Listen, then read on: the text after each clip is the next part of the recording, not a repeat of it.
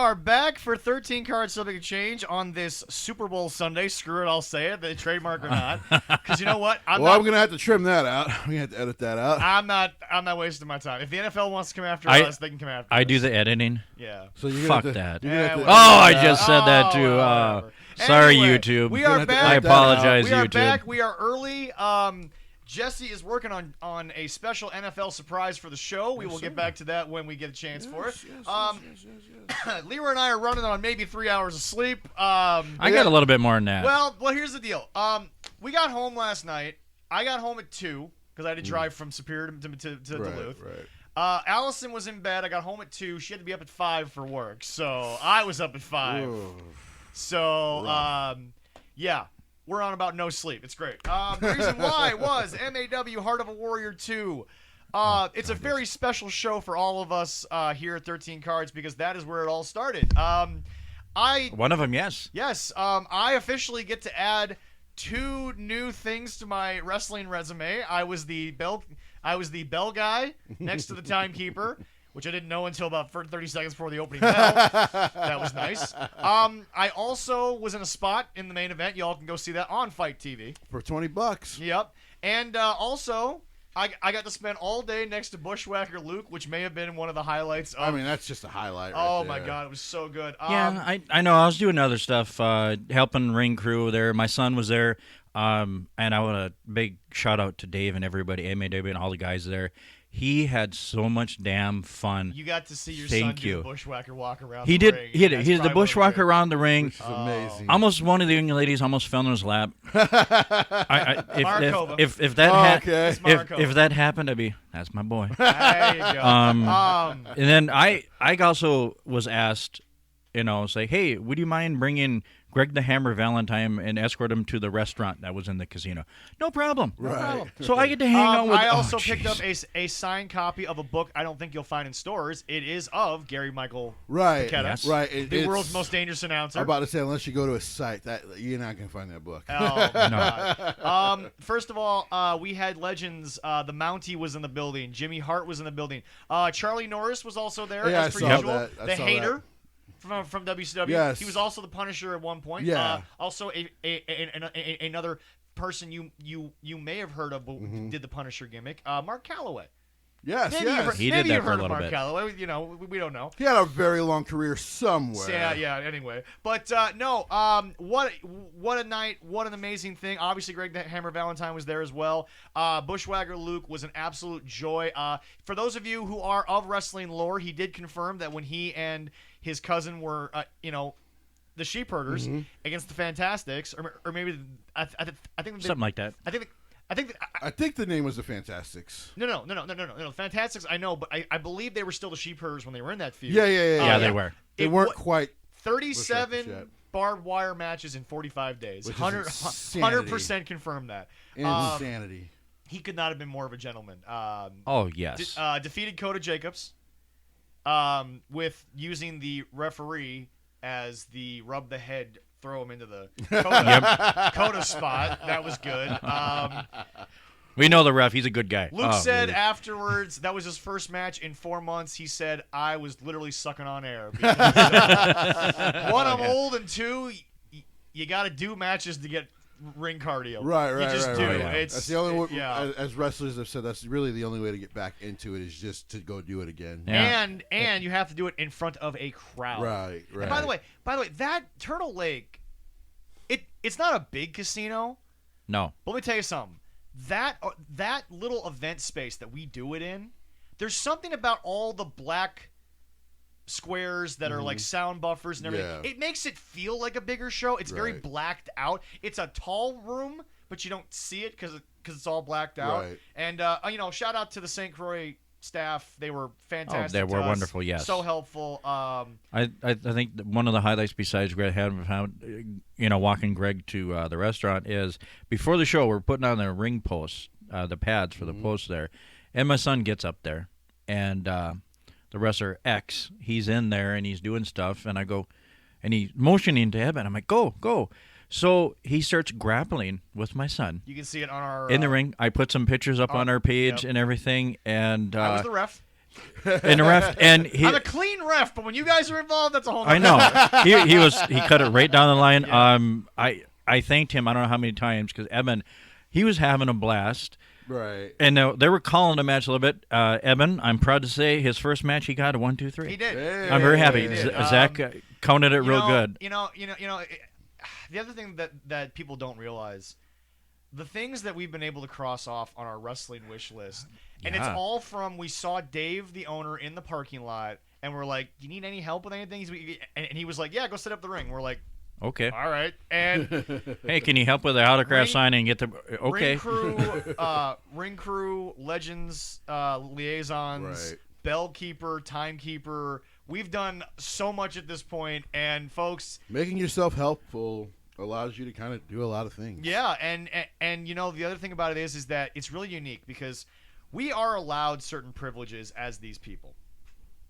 We get in for free, which was kind of the reason why we did it in the first place. We saved like $80 the last time we went yeah. there. But anyway, here's the thing: we're technically allowed a free autograph and a photo with all the legends.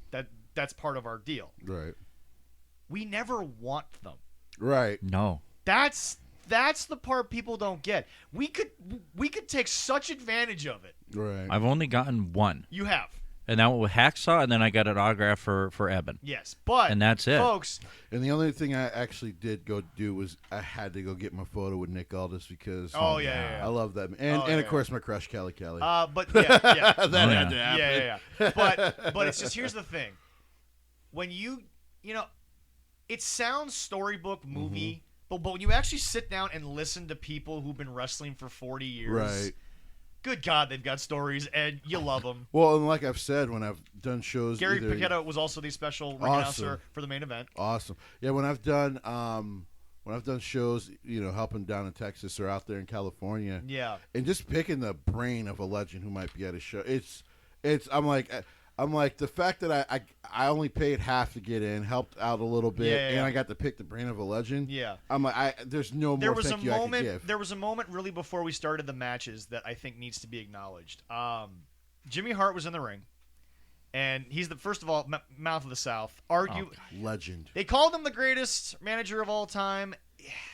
I'm sorry, personally, it's him and Bobby Heenan are like one Yep, and one. I totally agree it's with you so there. hard to because Bobby Heenan did so many different types of wrestlers. Right. Not that Jimmy didn't do different types of people. Right. But it's just Jimmy was always with stars, but when you were with Bobby, you became a star Right. because it was Bobby. I Right. mean, Oh, yeah. it's just the way it is. But it's just he called all the legends in the ring, and the fact that Charlie Norris, a guy who was one of only two, I think, Native American wrestlers in major companies At that time, at there that was not time, many at all. for a guy that everyone knows, the mouth of the South, Right. to give love to a guy like Charlie. Right. I mean, it shows you that it really is a fraternity of family of guys who just they have no choice but to eventually get along no matter what Right. heat. But speaking of heat, for those of you wondering, on the Corny drive-through, Jim Cornette reads an old format TV taping from when he was in TNA, written by Vince Russo. Did you listen to I that have not yet? got a chance Jesse, to listen to Jesse, it Oh yet. my! Jesse, Listen, you Jesse, have to listen to It it. was for a 2-hour taping. I believe it was 17 pages. Yes, about that. Jesse, yes. it was the episode where Stevie Richards plays that doctor and he paralyzes Abyss with the Oh, herb. jeez. And you want to know the most annoying part? The one match that he read out. Mm-hmm.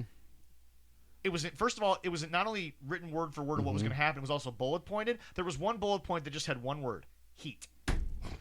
Don't explain why we're getting heat. Just heat. This is Russo. Heat, He's an idiot. huh? Yeah, Oh heat. my god. Yeah, he's an idiot.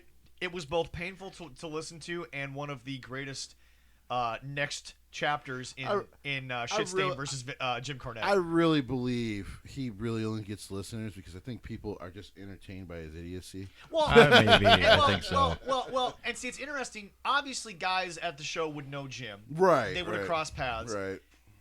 They also say if you listen to the show and you get past his personal feelings towards a lot of modern day stuff, Right. he is a savant of what Well, wrestling and has that's been. the thing. Like I Because see, said, Hader had never seen Jim's room Right. in his house. right.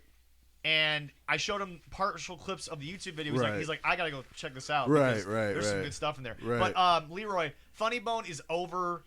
He always will be. Oh, People yes. love him. Your boy Joey got a staple to an area no man wants to get a staple to.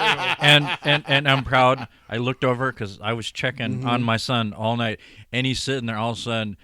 Funny's asking, should he do it? Eben is like, yeah. I'm like, that's my boy. During one of the matches, this little girl, blonde, red-haired girl, comes over, and she's asking Brian questions.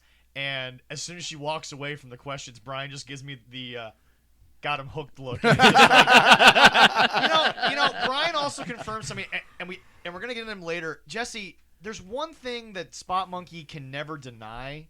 No matter what they want to tell us, because the visual's there. Not a lot of kids in that arena. No one's bringing their kids to. Because here's the deal: the Punk entrance, still one of the best moments in wrestling in a long time. But those were grown men brought to tears. Right.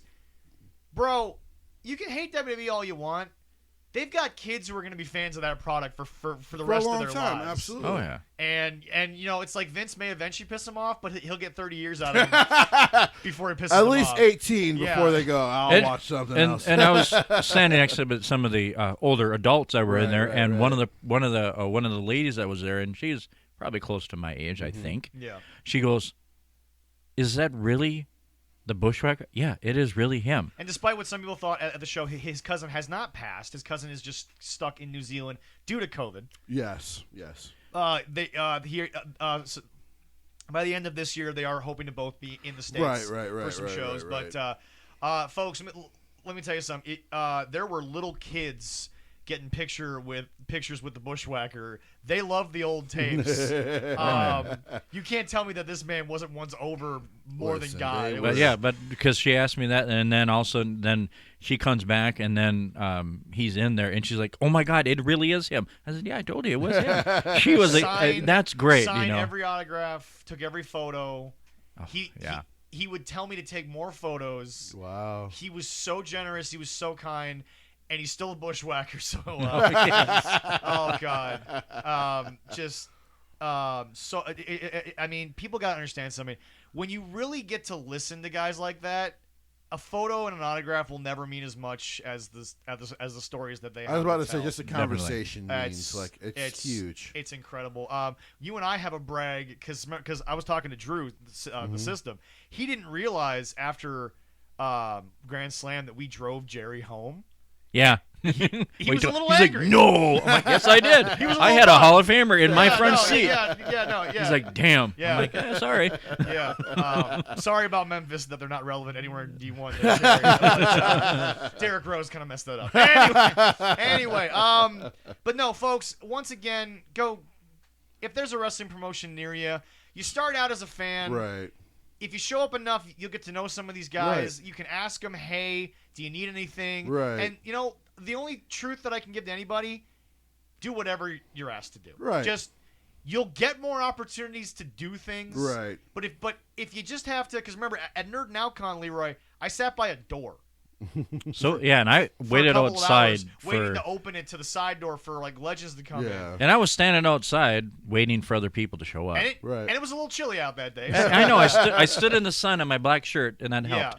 But what I'm saying is, right. But what I'm saying is that this business will always be earning your stripes. Right. It doesn't matter where you are doing what. Right. But folks, local wrestling events will always be fun. It'll always be a good time, and it's probably one of the best places to just get lost in the show. And it's so much fun to see the fact that there are little kids being brought into this, and Jesse, it's still real to them. Right. Yeah. It still matters to them. Like I said, when you guys brought me to that MAW show a couple years ago, and I watched Laney Luck, and then how the kids interacted with her, I was like, "That's right, that's what this is about."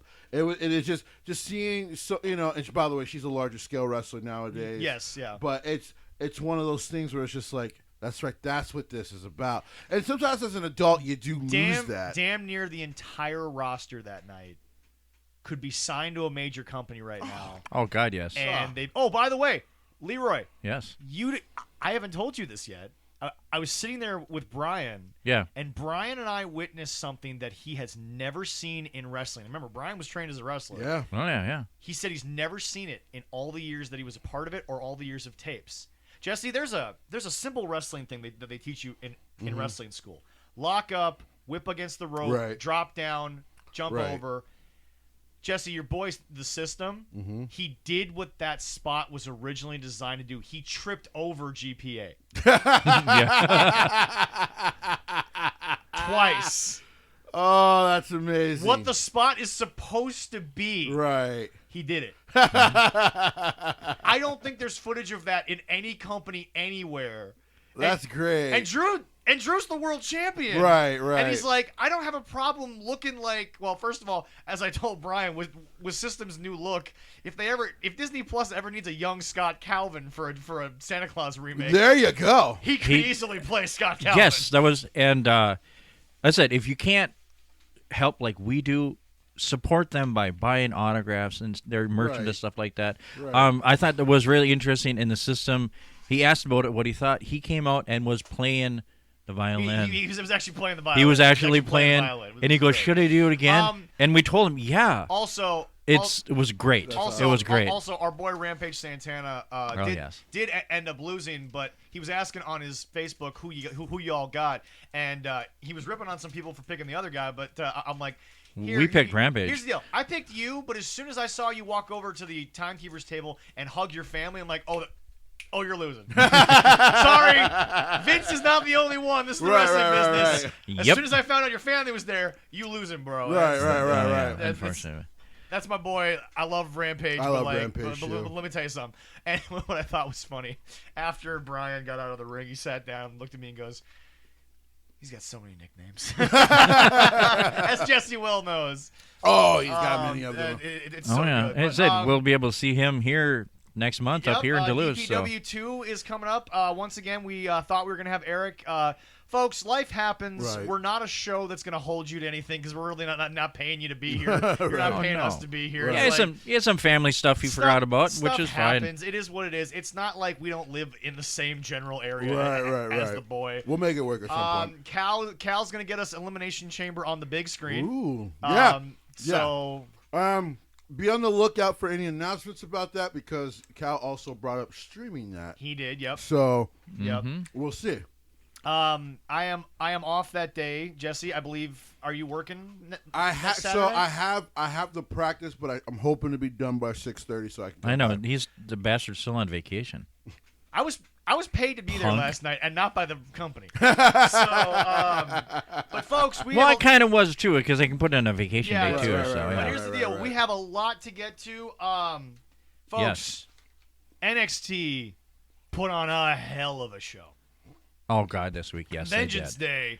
I gotta It's watch. I gonna gotta be I gotta damn watch good. the new show Which one? tonight from this past Tuesday because I worked. That was Vengeance Day, yeah. Yeah, No, Vengeance Day is next week. this week. Vengeance Day was. No, it's this week. It's this week. Oh, Vengeance Day is this week. Okay. This is it. Oh yeah. The 14th is on a Monday. Oh, that's right. Yeah. Yeah. So yeah, it is I keep this forgetting, yeah, but week. no. Don't worry. They had. But this past week's show, I don't. Okay, I'm. It was done. the go home show before the I'm show. done. for that, so. I'm done with the comparisons to NXT 1.0. It's Oh. gone. It is what it is. It's in the archives. And again, all those people who are like, "Why'd they switch to this?" It's because you didn't watch. Right. I'm sorry, but Jesse, Right. we kind of alluded to that last week, but we really got to kind of say it again. You didn't watch. Right. You didn't like Triple H's indie promotion. You liked Dynamite. Well, the numbers said you didn't like right, yeah, exactly. But now, okay, they haven't made Gunther go blonde. He's not an Right. actual Nazi. Right. They have the story with his grandfather, which how are you going to question? They have your boy Tony D'Angelo and Pete Dunne now in a weaponized steel cage. Yes, that's what it's entitled. A weaponized steel That's gonna be cage. fun. You're giving Pete Dunne toys. That could be dangerous. Jesse, you thought Pete Dunne was actually shooting on Walter at one point. Man, like I said, we were watching. It was an ICW show. Yeah. And just the way he was like bending the fingers and the knees, and we're like, dude, is he shooting on this guy right now? It's like he's intentionally trying to injure him. Grayson Waller still has the same heat. Oh yeah. That's never going away. Him and LA Knight are actually doing really good stuff together. I believe that. LA Knight beat the big man that he brought in. I think used to be a part of the Veer Shenki. Yeah. Yeah. Yeah, it was. Yeah. Diamond Mine, dude, that match. Oh my Jesse, God! Yes. I know they're your boys, but no one lost when it was Grizzled Young Veterans versus the Creed Brothers. This was the opening match, and they had that crowd. They did. Jesse, oh my God. Jesse, I'm serious. I'm surprised the crowd got through the rest of the show. Yeah. There was not a person I've sitting heard down. nothing but insanely positive things about the Creed Brothers. Oh my God! There were heat spots. There were high flying moves. There was moves that just didn't. And the ending where one of the Creed Brothers, who had just been beaten on the whole match, when he looked at his bro and said, "No, I'm finishing this," and then just clotheslined the crap. He out was of your boy. He was the legal man there. No, I'm saying that. No. Too, and he said, "Hey, you gotta." No, I know I'm that, doing it. But remember, he was getting beat on for so long. Oh, yeah. That for him to sort of make that little motion to his partner, like, no, I got this. And by the way, folks, he makes a move that is so hard to make look good, which is just the guy's just sitting there and he just falls into a clothesline and he makes it look devastating. Hell of a match. This is one of those times where if anyone tells me, buried the Grizzled Young Vets, not when you get a chance to do that. Right. No, definitely not. Fun. One of the best tag team matches I've seen in NXT, and that encompasses a lot of great teams. Yeah. And it's I'm so much looking forward because it's for the men. It's going to be the Dusty Cup Finals. Yeah. With MSK against the Creed Brothers. Yeah. I mean, two phenomenal teams. Is MSK going to get back to back, a repeat? I think so. It's a good possibility, but I could see the Creed Brothers doing it too. At the same time, though, Creed Brothers helping to maybe bring down Imperium is also a pretty good thing. But again, but it's just, I did not expect the Creed Brothers to turn in that kind of performance. I did not. It Unbelievable. It was so well done. So good. With some of this talent, there's been a lot of really great growth, and that's like I said. And that's a tribute. And that's a tribute to Sean and the people that are still down there. And I've said that, like, that's the whole point of now 2.0. Just think of it as growth. Yes. And as long as you're seeing this exponential growth from these guys, then that's kind of what you want to see. And for those of you who are like, oh, the show's been so bad they have to call in Dolph Ziggler, you're clearly not paying attention to Twitter. Yep. So here's the thing. They use that for their main event now to kind of add the eyeballs to the show. Oh, Dolph was not the Dolph of the Dirty Dogs. That was the Dolph Ziggler who was just like, I am that damn good. I don't care what anyone says. And was it him or AJ said, because they were criticizing them going there, and didn't one of them say that he was going down there to show them? AJ said he was going there to explain the main roster. There we go. Dolph was there to work specifically with Braun because they have a Twitter beef going. Well, AJ confirmed he'll be back again this year. Yeah. He's gonna go down there to continue to help build guys. AJ is happy to make this company work. Right. Going forward, which is why I tell people Vince might be a hard-ass businessman, but the people that stay loyal to Vince when he's loyal to them, they make that company run. They make that serious. And if you have AJ Styles as a road producer, as a trainer, I mean, Jesse, AJ lives in Atlanta. He could commute from Atlanta to Orlando a couple times a week to work with the Performance Center. Yeah. Jesse, the generation that watched AJ in Impact, in TNA, in NWA, in a Ring of Honor. Well, they're all wrestling now. Well, yeah, but Jesse, the generation that watched AJ in WWE. Yeah. And by the way, AJ never lost a step. No. Oh, he has not. Oh my God. It's weird. Me saying this might seem weird. I think he's gotten more creative license in WWE than he ever got in TNA. Well, there's a good possibility. Yeah, I agree with that. I'm not even willing to talk about why that's true, but but yeah, that's a whole new discussion. Like I said, it's NXT 2.0 is, like I told people, it's one of those things. If you give it some patience, I think you'll start to see a lot of what you were hoping they would go for. But here is still the caveat when it comes to 2.0. this to certain other ass kissers, put this into his head. Yep. So Vince put it into place. Yep. Probably disrupting the family. Yeah, maybe. Remember, the man that used to run that is his son-in-law. Yeah. And current COO of the company. Yeah. And you said we're gonna build, these wrestlers so we can bring them up proper this time. Braun Breaker will be the first site of if they can properly fucking do it. I agree. Because that's their guy. He's 2.0 full through. Well, but remember, Jim said if they don't completely fuck this guy up, within 2 to 3 years he'll be the biggest star in all of wrestling. But that's the caveat. Yeah, no, I agree. Because if they bring him up and they treat him like they treated Karrion Kross, well, we're gonna have a fucking problem. Jesse, no offense to Killer Kross, who is now booked for MLW. Oh, listen, I'm happy he's back in. Yes, Fight. I'm happy for I'm him. happy he's back in wrestling. Jesse, I think Braun is too much of what they wanted Karrion to be. There's a little less of the aura around him. There's a little less. And by the way, one thing that, again, I still say this is Triple H's fault in a slight way, was that Fatal 5-Way. Vince cannot watch that Fatal 5-Way and say, well, he didn't belong in a 5-way with those guys. Well, no, and I agree. One-on-one matches, sure, because they can work that out. But that's the thing with Braun. He has not worked with a single person who cannot hold up their end of the bargain. Right. Because think about it, folks. Everyone's like, who is Santos Escobar to face the biggest guy in NXT? And I'm like, a man with a lineage that he could go back to at any. He could walk away from WWE tomorrow. Right. Jesse, he could walk back into Mexico without the mask and still have that lineage. I mean, he's walking back in with the mask. Oh no. Yeah. CMLL is not letting you walk back in without that mask. But yeah, no. NXT right now they have, I was like, Braun. They got a few people that and literally Tommaso, again can come up. Oh, for sure. In that roster. Tommaso Ciampa with him. Those 3 letters to work. He doesn't care what they give to him. He's just gonna make it work. Right. It was an interesting look at him and Dolph, though. That was an interesting exchange. Well, that's something they can now. That was a fascinating exchange. You can start to try to fast track to the main roster is that kind of a feud. Yeah. Dolph and Tommaso. Yeah. Because everyone wants to see this feud before both of these guys retire, and it's Tommaso and Randy Orton. Now, will we get to it is the question. Right, yeah.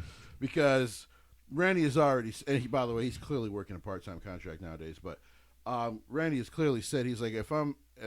when I'm 50, I'm out. By the time I'm 50, I should be... Well, what he said was, by the time I'm 50, I should have already been out for 3 years. True. Mm-hmm. So... I don't blame him. And Tommaso Ciampa has already said, probably about a year or 2, I'm done. Right. So if you're smart, you want to get to that as soon as possible.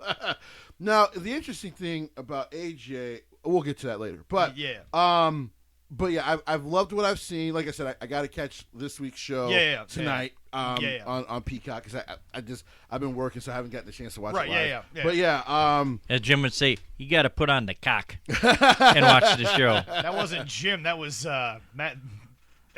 That was Pat.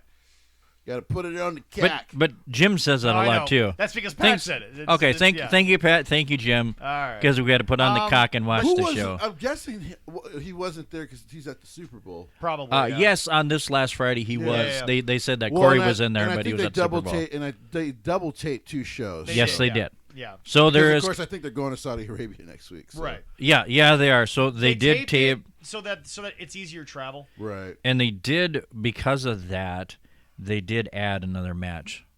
I did hear that. To Saudi Arabia. I got it here, so when we talk about the Elimination Vengeance Chamber. Day, what's our card, Leroy? Vengeance Day. Oh, I love it. It did. I do. The only thing that changed was we had to find out who the Dusty Road Classic was, and that is going to be MSK going for their second one against Creed. Jesse, what they're doing this the Creed year brothers is the Women's Dusty Classic is going to be a solo event because they haven't even started the Women's Dusty Classic. I'm about to say they haven't even fucking put it together. And it said there's only 2.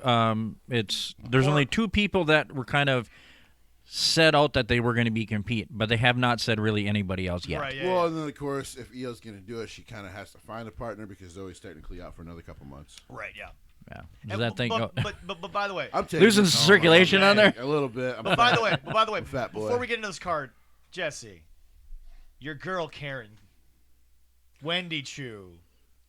First of all, Oh my God! I she's watched that, amazing. man. Oh my God! I watched that on YouTube first of later. all, Kana-chan only has about a month to answer my proposal, and then I'm going to move it to Karen. And then number 2, I told you guys. Oh my God! I told everyone. I'm like, dude, she. By the way, He says that, and I just got to give him that. You know why? You know what? Listen, I told you. Oh my God! And by the way, once again, someone who somehow slipped through the cracks at Impact during the rebuild. I still don't know how, but it happened. And what's even funnier is she has taken to making all of her wrestling moves look like she's about to take a nap. Yeah. And it's working. I know. It's just, I love her segments. I'm still good with Saray because And I was nervous and what's about crazy, that repackage. Tiffany can actually go.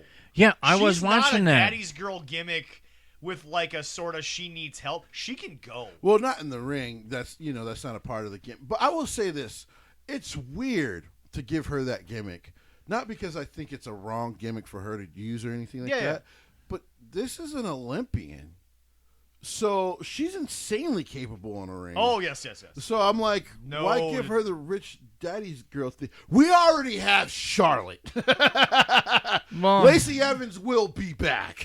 I am waiting for As that. I was just sent, I totally forgot. At Defiance. Ken E. Defiance is now on TikTok. Is that on TikTok? I'm not going on TikTok. I won't go on TikTok, I Kenny, will add. but we'll I will promote add, you all day. I will add Kenny on TikTok and check it out. Everyone should definitely add Kenny on Yes. TikTok. Which, by the way, fits his gimmick fantastically. It just- You know why? Yeah, no, TikTok was made for him. But no, Jesse, Yeah, but you know why. but Jesse, 23, I think. That kid is 23 years old. I think Is it's somewhere he? in there, yeah. Yeah. Oh yeah, he's still But young. no, Jesse, despite her thing, she's pulling it off. I'm not shocked. Oh, she's Like so I said, I laughed the first time I saw her in the backstage. I'm like, what is happening? And then, like, the more I saw it, I'm like, this is odd. I'm dying. And then once they let her get in the ring with it in the tag match, I'm like, I'm sold. Yeah, I'm like, it I'm works. sold. It works. But yeah, no, seriously, Leroy, this card, please, because if you're not watching, it's just you hate Vince. There's no good reason not to watch some great young talent. And by the way, talent that people forget, Jesse, we didn't see until the first night of NXT 2.0. Also, That's I want true. to point out as we're going through this card that there's some talent that AEW kind of just let go. So go ahead. There we go. Oh, and by the way, folks, Pete Dunne already re-signed for 3 years. Yes, he did. There, He he's ain't not going going anywhere. Pete- All right, as I Pete said Dunne's too, we the had spot. the Dusty Road Tag Team Classic for the men's. MSK against the Creed brothers. I'm going Creed just because of the way they've been working with Imperium. But if MSK wins, this is still going to be a banger of a match. This is- It's going to be hell of a. I got the Creed brothers. when I'm you've picking got- those. So When you've got MSK who has never had a bad match, working No, with no, they haven't. working with some guys who are going to be very physical, very hard hitting. Yeah. It's going to go good. what do you think? What do you think? Is MSK going to repeat or the Creed? I actually think they want MSK to repeat. Okay. Because I think while they are everything they want the future of the 2.0 tag team division to be, Yeah. I'm going to say something that might be a little controversial, and I'm going to need both of your approvals here. you say something that we might not like. Please continue. If it can be said on the podcast, it's all right. Jesse, are they the new London and Kendrick? No. No, I agree with that. No, I don't think so. Okay. Don't you dare. Hey, that tag team was my tag team, okay? All day, every day. But they were I love booked, them. By the way, and I'm not going to say like jokes because that's not the right word, but they weren't booked well. Because they were 2-time former SmackDown Tag Team champions. Well, that was Yes. the problem was But- that they were so that was back when they had the World Tag Team Champions Right. and the WWE Tag Team Right, Champions. right. They were on the tag team division that was featured on SmackDown at the time. It was kind of a throwaway tag team division a little bit. Where they would randomly put heavies together, which is not that different from what they do now. But, Yeah. But yeah, let's not do that because London and Kendrick never got a fair shake. No. Never got a fair shake as the champions. So MSK will. They're very much. I think in their eyes, they're very much like the Hardys. So Okay, yeah. Yeah, I can see that. I don't care. Martha say. Look. I don't care about some crazy beliefs and conspiracies. Paul London, call Brian Kendrick. You guys need to get on a show somewhere because you need to show off. oh, There you go. All right. that's a different subject. We're sticking with the tag teams. We got the ladies' tag team match. We got Toxic Attraction against Indy Hartwell and Persha Parada. There's a very good chance we're going to crown new women's tag team champion. I think so, too. I actually have this going. Not Toxic Attraction. Like because now it's time for a little bit of the downfall of Toxic Attraction. I agree. Yes. That includes Mandy Rose. Oh, yeah. Because while I did hear she was able to kind of cheat her way to a win this past week. Yep. That does not work against an Io Shirai. No. It does not No. work No. against a Raquel one more time if she's going to be still down there Yeah. Past WrestleMania. So, yeah, we'll see what happens, but I think they're losing these titles. Io Shirai is every bit of still being Io Shirai. The woman has not lost a single step. No. All right, then with the NXT North American Championship. Keeping Evil relevant after his beatdown. Oh, yeah. Because Torture Club doesn't do it. Please continue. Yeah, I don't want we to get got- started on that shit. Not now. We got Cameron Grimes trying to get the North American Championship from Carmelo Hayes. This is going to be a fucking I banger. really want to pick This is gonna be- Cameron. This is gonna steal the night. My heart says they're Cameron gonna Grimes. they're gonna put gold on Cameron, They can do it. but it ain't gonna be this title. But if they stay with Carmelo, there's nothing wrong Right, with that. right. I mean, He is. When I saw these two were gonna feud, I'm like, you sons of bitches, you broke my heart. Because I'm like, a part of me is like, I want Cameron to have some gold this year, but I'm like, it's gonna be the bigger prize. It's not gonna be the North American title. That's what I'm Okay. guessing. All right, yeah. Okay. I can see that. All right. I and have then, nothing. If I love Cameron. if Grimes. any match, if any match is gonna fit the L Steen rule, it's Yes, I do agree It's with gonna that. be Carmelo There we go. Hayes has just always been kind of fantastic because he was an indie wrestler. yeah. But he's molded himself a little bit. I think So Carmelo. I think people don't realize that he was an indie guy. Yeah, I think Carmelo showed up and instead of trying to do what he did, I think he sat there and said, "What do you want me to do?" Right, and he just molded his game, and Yeah. it's working. Yeah, he's very successful. There we go. And then, of course, we got Pete Dunne and Tony D'Angelo and a weaponized steel cage I want to match. watch this so bad. I sound like a school kid, but I want this match As so a New Yorker, bad. Seeing Pete Dunne and a good old Tony D'Angelo New Yorker, he's gotta- gonna throw down as a some New shit Yorker, there, man. I gotta be honest. I fear for Tony D'Angelo's future. You fucked with the wrong British man. He might have some finger Pete Dunne problems might be afterwards. the smallest British competitor that they've gotten over here in a while, but he may be the most lethal man in As in I've always wrestling. said, Pete Dunne, I think, is the only young man who's shorter than me that I actually would go, I don't really want that fight.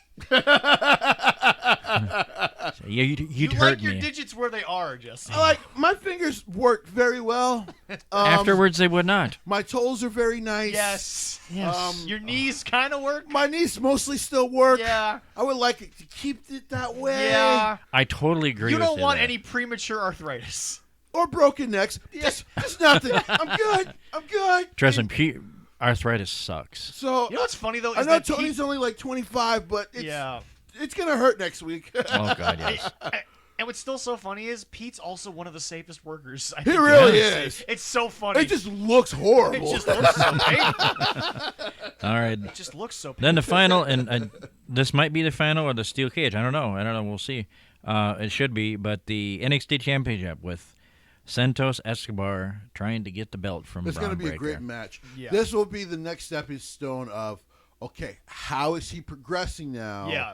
as a championship wrestler? Everything Yes. Braun's doing, he's the only guy in NXT 2.0 right now. Everything's a test. Right, Every week's an exam. right. Please give him Chase U. Anyway. I'm down. Yes. As anyone knows, I am more than down for Andre Chase University. yes. But And all we'll I'm have saying it. We'll is- have an educational As a moment. matter of fact, after I work this week, I think I might buy the sweater. I'm going to buy the sweater. All right. Because I already have a top shirt. You I'm do. going to buy the sweater. You do. You So do. then we'll have an educational moment That's with right. you. Yes. All right. We're going to have a very teachable moment from There now we go. on. Yes, All yes. right. But Sweet. but folks, everything this kid does, he has not only knocked it out of the park. Right. He he is under the. I argue it's the biggest microscope in the company. It really is. Vince is getting daily reports from this because he has to be successful. I agree. Because otherwise, like I said, the caveat is if he's not, well, that's on Bruce. That's on what's his face. You wanted to change this, and now Vince now has to look at you guys like, well, wait a minute. They changed it to breed these wrestlers to come up, and now you telling me you can't do it, right? That's you, and that's that would be the breaking point. I think of just like you guys are gone. You're fine because like. This is the guy. This is the guy. Are you partially rooting for Braun Breaker to fail? No. As much as I would love to see, listen. They've done enough to get their asses fired. So that's fair. But no, I want him to succeed. One, because I've always been a Steiner fan. You have. Oh, and then, so am I. Two, right? Like you got to watch them in the. Well, I got to when they were younger. Oh. So. Before he got, and I got to see them in WCW. I'm about to say when the steroids kicked in. Well, just for Scott.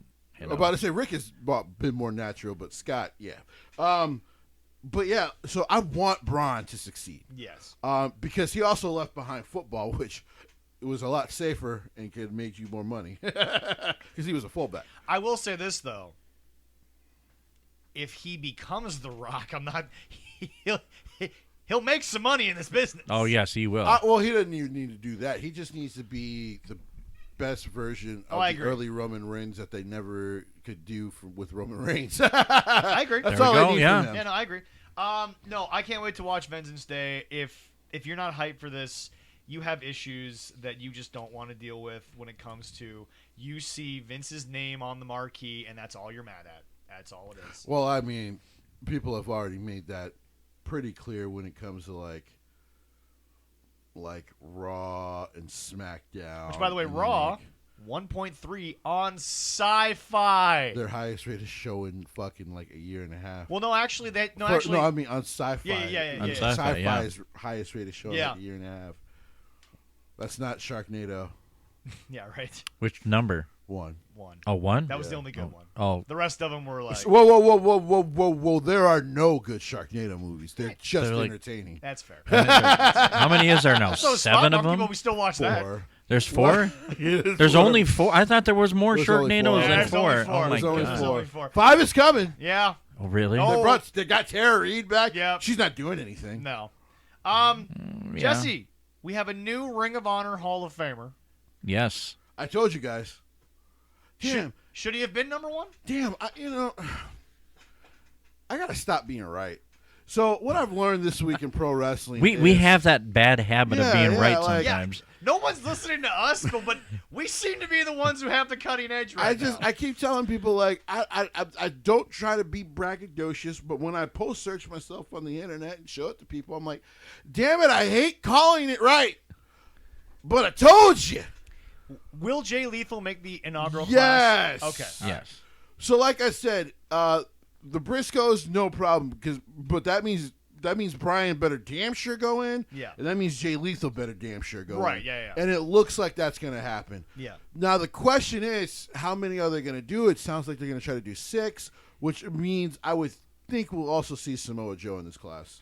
Does Nigel get in? Maybe not this round. Which would be fair. Because no offense to Nigel. But Nigel was great. No offense to Nigel, but when he was carrying it, it was for the pure wrestling fans. Yeah. It was not for... But Nigel was so damn good. He really was. I'm so sad that TNA got him before WWE. The last few years of good wrestling were wasted on Dixie Carter. Oh, it was just so bad. Fucking upsetting. Yeah, right. All right, Jesse, we have to get to our folks in Spot Monkey because we have a lot of stuff to get to today that's fun and entertaining for us. This really? This week I'm actually not going to be as harsh on them. It wasn't as bad, but there's only one question. Oh, you're not going to be as harsh? All right, that's my turn to be harsh as hell. Leroy, could you do me a favor? Yes, could you look up the official rules of a Texas death match, please and thank you? Oh, okay. Yes. You do that while I say this. There was no build. It was their first ever match against each other, and we continued to destroy a man who came off a great G1 performance. So to be fair, there was a build. It didn't make sense, but there was one.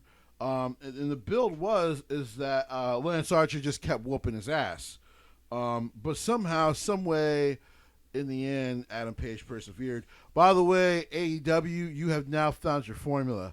And just like WWE's at times, it sucks. The other thing I have to say is this. Where was anything from the week before?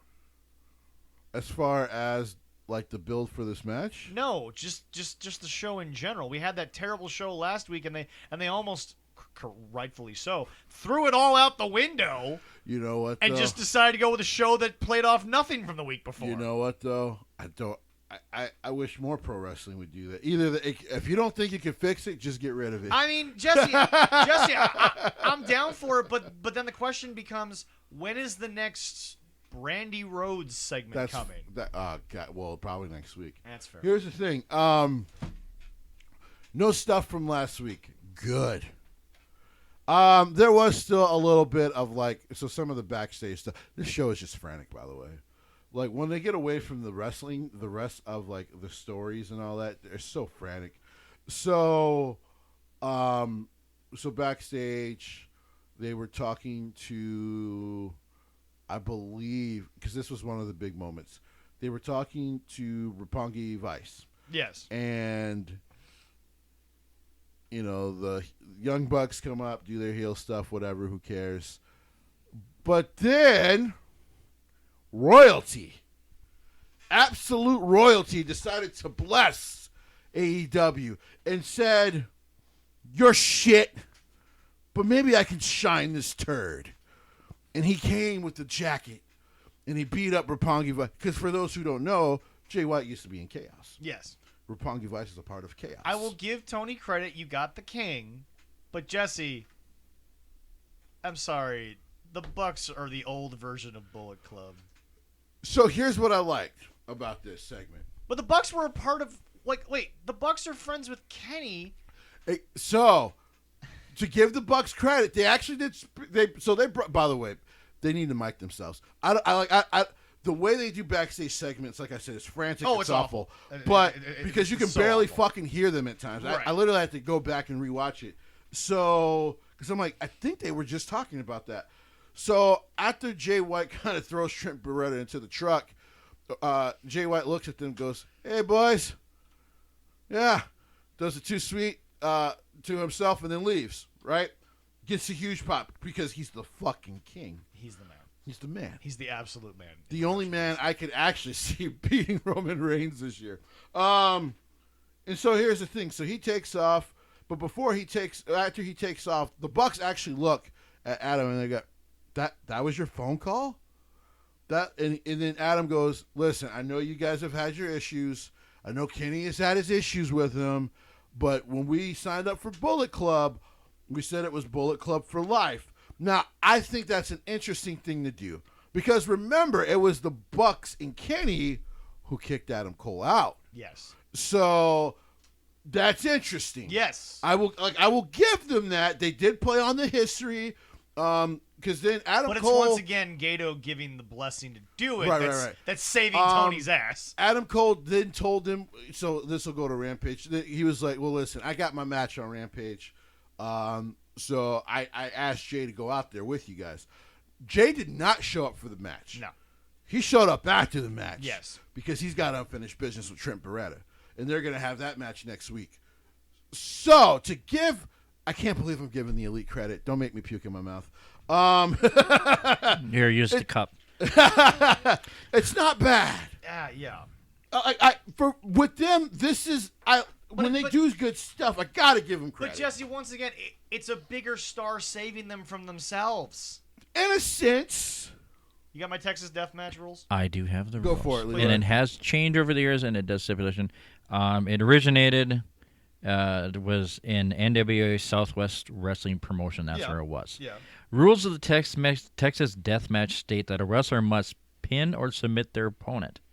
The match does not end there, as after the fall, a 10 count starts. If the opponent is able to get up, by the 10 count, the match continues. However, if they fail to make it to their feet, then the wrestler who pinned or submitted the opponent wins. So... And they said over the years there has been different variations to this, but that's the general rules of it. But if that's the general rules throughout the sense, why was this just a knockout or submission? Because Jesse, in the end, it just became a hardcore death match essentially. I don't think anyone. Here's the thing about back then: that required you to sell for like 20 seconds. That you were dead. Yeah. Well, they first also left them no time to do this. The first recorded death match was between Dory Funk Sr. with Iron Mike DiBiase. It lasted for 3 hours. So you had to get wrestlers to literally sell it. They were dying. Yeah. Which yes, is they a have little bit to. easier to do when you wrestle a 2-hour match. Yeah, Dory Funk Sr. had 32 stitches for his wounds in the match too. I'm surprised that's all it was. It's like a Super Iron Man match, Super Iron match, and like. But because New Japan or I think all Japan Pro, then use this for themselves. Of course, then Atushi used it in his promotion. A little bit more extreme, of course. Yeah. And they've kind of changed the rules. I actually don't mind the whole like if you knock him out or submit him, we're done with it. Because then you try to get at least a 20-minute match out of it, and then you move on. Well, they do have Dory Funk Jr. They have a video on YouTube how he explains the Texas Death Match. So if you really are curious, look that up and watch that. But it's just why not just have a match, call it a hardcore style match? Why do we have to all of a sudden make Lance Archer the master of the loser of the Texas Death Match? He won the first one in AEW against Mox. Because that's how he beat him for the IWGP US Championship. Right. But yeah. But outside of stuff involving New Japan, has anyone been booked worse than Lance Archer? No. Wait. If we're asking about in AEW, I can think of a couple more. Well, there's a lot. But he's definitely top 5. Oh God, it's been horrible. What does he do now? He's now lost to He's lost both of his championship matches. And by the way, what did Jesse? Sorry. 3 out of the 4 of his championship matches. Oh, by the way, what did Jesse also say? That once again Jesse gets to take his victory. Who is Adam Page's next opponent? Adam Cole. Yeah, I called that. Yeah, I saw that coming from a mile away. Now, Jesse, could you explain to me? Because I'm saying rhetorical because I understand, but to the people who are like, this is perfect. Why is this not great right now? When the fact is I don't care what anyone says, Jesse, Adam Cole, who the internet's defending this booking. I know. And everyone's just like, well, WWE makes guys earn it. Yeah, but WWE ignores the history of these people. If everything is canon in AEW, your words, not mine. Right. Why is Adam Cole all of a sudden being treated like some guy who, quote unquote, was disappeared for 5 years? If everything is canon, then why are Kyle O'Reilly and Adam Cole still having beef? Why is there an issue? Why are they even a faction? They hated each other in ROH. Yeah. So, Jesse, their own world doesn't follow their own rules. That's my whole goddamn point here. Adam Cole has been and don't give me this crap. Dude, they're using the lights out idea, which used to be wrestling lore. It's a cop-out now. What did I say last week? It's a cop-out. Yeah. That's the way for them to keep wrestlers undefeated, that they want to keep undefeated and to give the good guy a win. Like, it's horseshit. But the question is, why give the good guy a win? I'm sorry, I don't care about you indie darlings, and yes, maybe I don't have the respect for Orange Cassidy that some of you do. Orange Cassidy doesn't need a win! Because technically, remember, Thunder Rosa still doesn't have a win over Britt Baker. Exactly! Which doesn't make any fucking sense. We didn't have to talk about this. We'll talk about that in a little bit. After we're done with this. Yeah, we'll talk about that in a little bit. But Jesse, everything is canon. Everything exists because there's 40 other companies being mentioned a night. All by Excalibur because Tony doesn't know and Jim doesn't care. Oh. But what? First of all, Mofo couldn't just beat Orange Cassidy. Listen. Cut your hair, it grows back. And by the way, Jesse, sorry. Jesse, no, stop. Convince Jesse, your future I'm sorry. wife to go sign. Jesse, I'm sorry. Just stay in He lost to a hug. I'm gonna make you relive it. He lost to a hug. He did. This whole run has been stupid. Thank you. In AEW. It's not to cut you off, but go ahead. It's just been so bad. Like I'm so at a loss for words of what they've done to Adam Cole, or what he's allowed himself. And you're telling to me become. Adam Cole's 6 feet tall when Adam Page looked like a giant compared to Adam Cole. Let's be fair, though. That was so bad. They've always you said it yourself though in the PWL. They've always over-exaggerated his fucking height. Oh, yeah. He's 5'11", 5'10". That's what he is. He's maybe 5'8". Like, he's a small guy. Rhea Ripley might be taller than that. Rhea Ripley is taller than him. And Rhea Ripley's billed at 5'8", but she's actually 5'7". So, yeah. Anywho, yeah, like I said, sometimes you can see what's happening. What was Adam Cole pre-NXT? What was Adam Cole pre... was it pneumonia he had? In ROH, yeah. Yeah. Well, what Adam Cole was one of the absolute best, was probably a top 20 best wrestler in the world who just hadn't been picked up by WWE yet back then. And then he got picked up by WWE. And he was happy to sign there, by the way. Right. He just had no issue signing there. Didn't even consider going to New Japan long term when his Ring of Honor contract was up. Oh, no. And then works with Triple H, a guy he admires. Works Yeah. with Shawn Michaels, a guy he admires.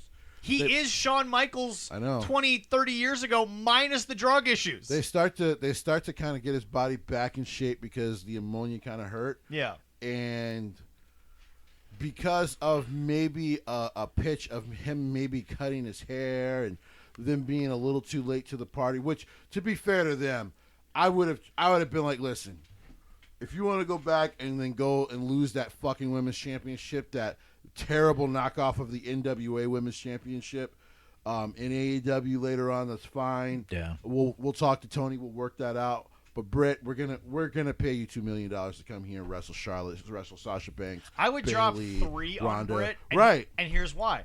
The momentum alone of going through, and by the way, it's not a forbidden door if the guy's a free agent, but we'll talk about that in a second. But anyway, Britt Baker would sell merchandise like no one's Like business. hockey. And like she said, she would have done it, but she wanted to keep her loyalty there. And I understand that. You worked your ass off. They gave you your due. You want to be loyal. I've been a worker like you guys are in retail and stuff. And when you get rewarded for your work, you want to do that. Yeah. Oh, yeah. But I've also been a guy who's been working since 15 years old, and one thing I do know is sometimes, fuck loyalty. You learn that in life. Like, yes, you got to do that 33 sometimes. now, where I'm just like, fuck loyalty. If I can go make more money, I'm gonna go make more money. Yeah. Yep. So here's the thing. You got to take care of yourself. Right. So I don't blame her for that.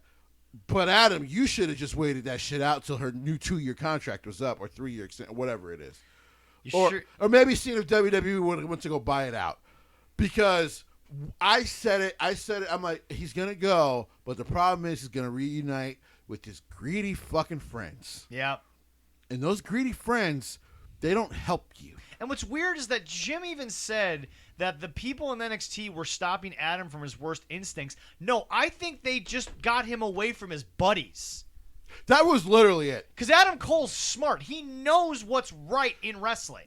Let me throw some names at you that have worked with the Young Bucks before. You guys ready? Yeah. All right. Finn Balor.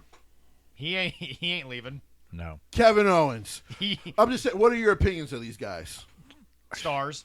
Yes, unbelievable. Believe they could be future Hall of Famers, correct? Oh, They will be. Yes, they will be. AJ Styles. Oh, hold on. You were asking for similarities. Oh, wait. They were all more successful without the Young Bucks. Yes. Adam Cole Extremely. in NXT. Extremely. Adam Cole was a top 5 wrestler in the world when he was in NXT. Champion or not, he was a top 5 wrestler in the world. And I'm sorry to those people who were like, well, this guy was technical better, this New Japan. No. All around wrestler. Here's a big one, by the way, because these 3 guys never talk about each other. There's a guy out there, first name Colby. I believe he now goes by Seth frickin' Rollins. Who's doing the best work of his career. Isn't he doing the best work of his career? Yes. I'm just saying. He got over a song that nobody understood at first, and now it's just like, all right, we're down. All I'm saying is when these 2 guys forced me to start agreeing, forced me to go, because no matter how many times Zach wanted me to listen to Jim Cornette back in the day, I'm like, I'm not listening to this old curmudgeon piece of shit. I can't do it. What? But the more I listen about that word might actually be saved in his phone for how many times he typed it in Facebook Messenger to me. curmudgeon. Yes. I'm not quite curmudgeon, but I'm an old son of a bitch, and you listen to me still. There you go. But I like you. Oh, okay, all right. Yes. Here's the thing. The more I listen to him, especially his stories about the Bucks, I'm like, I get it. I get it because I've seen it for 7 years. I get it now. And then the more you saw it, you're like, oh, this is horrible. How come no one's calling this shit out? Everyone who's left them, not arguably, did go on to bigger and better things. Not to mention the fact Finn Balor was over before they leached off him. And here's the thing: while Kenny did very well in New Japan, here's the thing. Guess what Gato did? He said, "Yeah, we'll keep those boys in the junior weight division. You guys do a lot of good stuff there." Jesse, over under. How many times a year do you think the Young Bucks went to Gato and asked to be moved to the heavyweight division? A lot. I mean, and they finally did it on the way out, of course. Yeah, but seriously, over under, how many times do you think they actually went? Probably over a couple hundred times, probably 300, probably. So probably about once a day for a year. Hey, yeah. we've been thinking, man, can we go wrestle our boys, the Gorillas of Destiny? Bucks, go ahead. Yeah, the Bucks. We'll think about it. And that was it. That was the end of that. Here's the thing, man. It's Gato probably laughed himself to sleep right. at night. Gato was like, you know what though? This Kenny Omega, I like this guy. Really like this. That's amazing. Really like this Kenny Omega guy. Let's have him work with some of our top guys. Kenny got to clean it up a little bit, but we're going to put you against some of our top guys. And guess what? When he wasn't around Bullet Club, he did some of his best fucking work in the heavyweight division. So, and by the way, I would say when he was away from Elite, not Bullet Club. Also, it's a little mean to say. Also, I just from their version of Bullet Club. Yeah. And to be fair to him, even though I think he's delusional. Yeah. Cody Rhodes did some of his best work before hooking up with the Young Bucks. Yeah. People forget that first run in Ring of Honor when he first was let go from WWE was astounding. Like he was on such a roll. People were like, "Oh, bro, I bet you they're sending you like $10 million offers to come back." Which he did confirm was like, $4 million, but he's like, I'm gonna make this run myself. And before all this crap happened, I've loved Cody Rhodes since he left WWE because it seems like almost, by the way, congratulations to Matt Cardona. I'm sure we'll get to later. Oh, yeah. We got some news about that. Don't worry. Yeah. We'll get that. I showed him. So, yeah. But just like that guy, when he left, all of a sudden, it was like he was in developmental for 7 years and he just went and he exploded. So it's one of those things where I've now heard it and I've watched it myself by going to the shows and knowing about the inner workings of shows that I went, yeah, these guys are kind of poisonous to a booker's ear. Like, and I really do want to like the Bucks, but like you do. That's actually fair. But I'm like, but the fucking history is there. The results are there. You can see it. Like I said, Adam, I wish him nothing but the best in AEW, but and he'll be a more viable champion than Paige has been. Well, that's not Paige's fault. Which is not Paige's fault. No. They have very much Kofi Kingston Paige. Kofi, I'm surprised you haven't sent out a tweet because, you're cool with the Elite. You're cool with these guys. I'm surprised he hasn't sent out a tweet being like, and y'all thought my run was bad. Hey, Adam, you would do better in WWE. Yeah. Just saying. Well, I did He'd like be on the WrestleMania card this I year. did like Cody when he was with WWE the first time. Yeah. Yeah, there's some this is a variety pack from Misfit Foods. Misfit Foods. Misfit Sponsor Market. us. You beautiful bastards. Misfits I'm gonna have Markets. to. I'm gonna. Hey, Misfits Market. We just left we were hyping up your competitor for a while.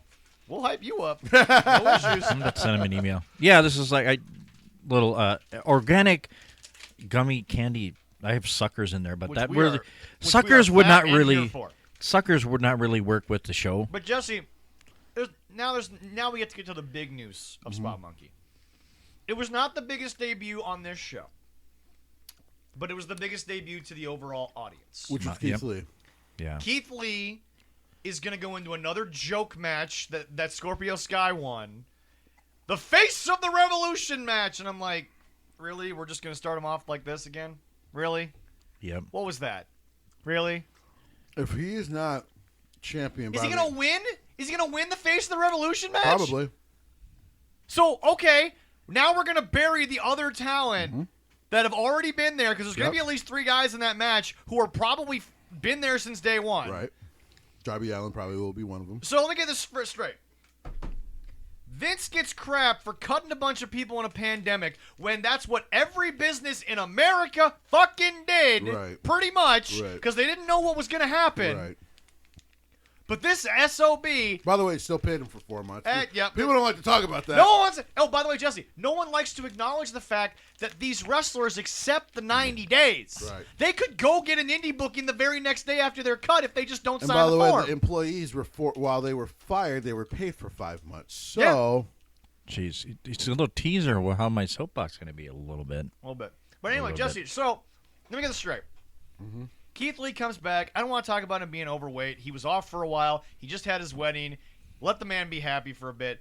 And besides, Keith Lee's always congratulations been a big guy to him and Mia. Oh, yeah, by the exactly. way. As we said last week, more than happy for both of them. Mia, is your sister single? Please continue before I go on a rant. I'm aware. Yeah, Yes. I'm here to save you from yourself. Please do. But anyway, I'll Jesse, bring this picture out again. Jesse. So Jesse, Natalia Marvikova, I would love to invite you to 13 Cards Subject to Change. we're gonna bring in Keith Lee. I'm following her on Twitter. So There you go. We're gonna bring you in. Right. It's already been reported that at the next pay-per-view, he's going to be involved in a world title situation. So I'm like, okay, cool. So screw... I'm not even going to list the people that were literally saying, fuck you to. Right. Like I said, long. The young black team that just lost to MSK has had more TV time than frickin' Private Party has since they were basically regulated to the Matt Hardy compound. Like I said, it's so crazy because remember, the first thing they did was beat the Young Bucks in the first ever Dynamite. People forget that. Oh, yeah. Yeah. Because it was so long ago. And probably won't be available on their future streaming service. Oh, boy. But anyway, so Keith Lee comes in. No wonder MJF is always just like, wait, why would I fucking pledge loyalty anywhere? Yeah. MJF gets it. I mean, he understands it. But anyway, Keith Lee comes in. He throws Isaiah Cassidy into the next county. That looks like that's Keith what it looked Lee like. can now have Adam Cole be his manager because they're now officially in the same company. Right. Once again, stealing an idea from Vince. Again, a reported thing that no one knew about. Right. But here's the deal. Keith Lee is here. Keith Lee's going to get pushed to the moon. Oh, and as soon as Keith Lee's 90 days was up, Keith went basically from his wedding to AEW, which basically meant as soon as the nuptials were done, I do. And as soon as Mia Yim said I do, Tony Khan rang up his daddy and said, "Hey, Daddy, Vince released another wrestler. Can I have more money?" And I don't care if it's a stolen joke from the internet. It's true. It's exactly what's happening. Well, I mean, you said that way before that meme, though. That's true. I did. But you should probably be given credit for I that. should. But here's the deal. Where's the royalties? I am glad that Keith's getting a chance. Correct. I am happy for the man. Correct. I said on this show, Right. WWE screwed up. Yes. But once again, Tony, you're lying to us. You're putting open mouth, insert foot. Leroy, I'm going to give you your moment, but let me explain something to some people. Here's some facts. Tony, what did you say about 6 months ago? I've got more money than Vince. I could buy you. Daddy ain't writing that check. Because right now, WWE would probably be liquidated for easily $4 to $5 billion. $4 to $5 billion. I was about to say, I think the only offer or the talk offer came from Disney for $3.5 billion. Oh, Vince knows he can get more than 3.5. Right. Easy. But here's the deal. Well, they thought they were buying Peter Jackson's things. Vince is not Peter Jackson. Vince has way too much assets going. To be fair, though, I'm like, well, shit. If I get $5 billion from Disney, I'll let them do it. Oh yeah. But here's the deal. So though I'm half and half because I've seen what they did to my Star Wars. But continue. That's fair. Not all of it is bad. We'll talk later. Different show. We could start our own podcast for that. There we go. Yeah. You could. Daddy said sell. Mm-hmm. You asked Daddy for money. Correct. You once again, and the problem is you didn't even listen to TNT. You made it a surprise, so nobody was expecting it him 100%. Right. Until someone leaked that he was signed. Right. But again, in the wrestling world, no one knows what a leak actually means because half these guys have proven their leaks about Vince have been bullshit. Even guys we respected like Steve Larson have had bullshit rumors because he got them from secondhand people. Yeah. We you've all messed up Vince's shit in the last 2 years. You have. Oh yeah. But here's the deal. Daddy said sell. Daddy apparently don't give a damn about the money. No. You said you got more money than Vince. Why can't you keep everyone? This is the question nobody wants to answer to me. Why can't you keep... No, I'm serious. Why can't you keep everyone if you've got more money than Vince? And don't give me this crap about Vince's record ratings. You said you still have more money. Daddy still is worth more money. I need tea. I'm missing tea right now. That's the only thing you're missing, yeah. I don't have any tea. Damn, we're missing. I have coffee. It's a bit strong. No, coffee. Fuck tea. Is it black and thick? Well. Anyway. Oh my God! That could go about 10 different I know. ways there. Yes. That's what I said. and I concur because my name is Leroy. Leroy Britain. Daddy's got more money. Yeah. You have unlimited access to it because Daddy was apparently a terrible father. He had to be. Nobody cares about the value of the Jaguars. No. Your soccer team's crap. Mm-hmm.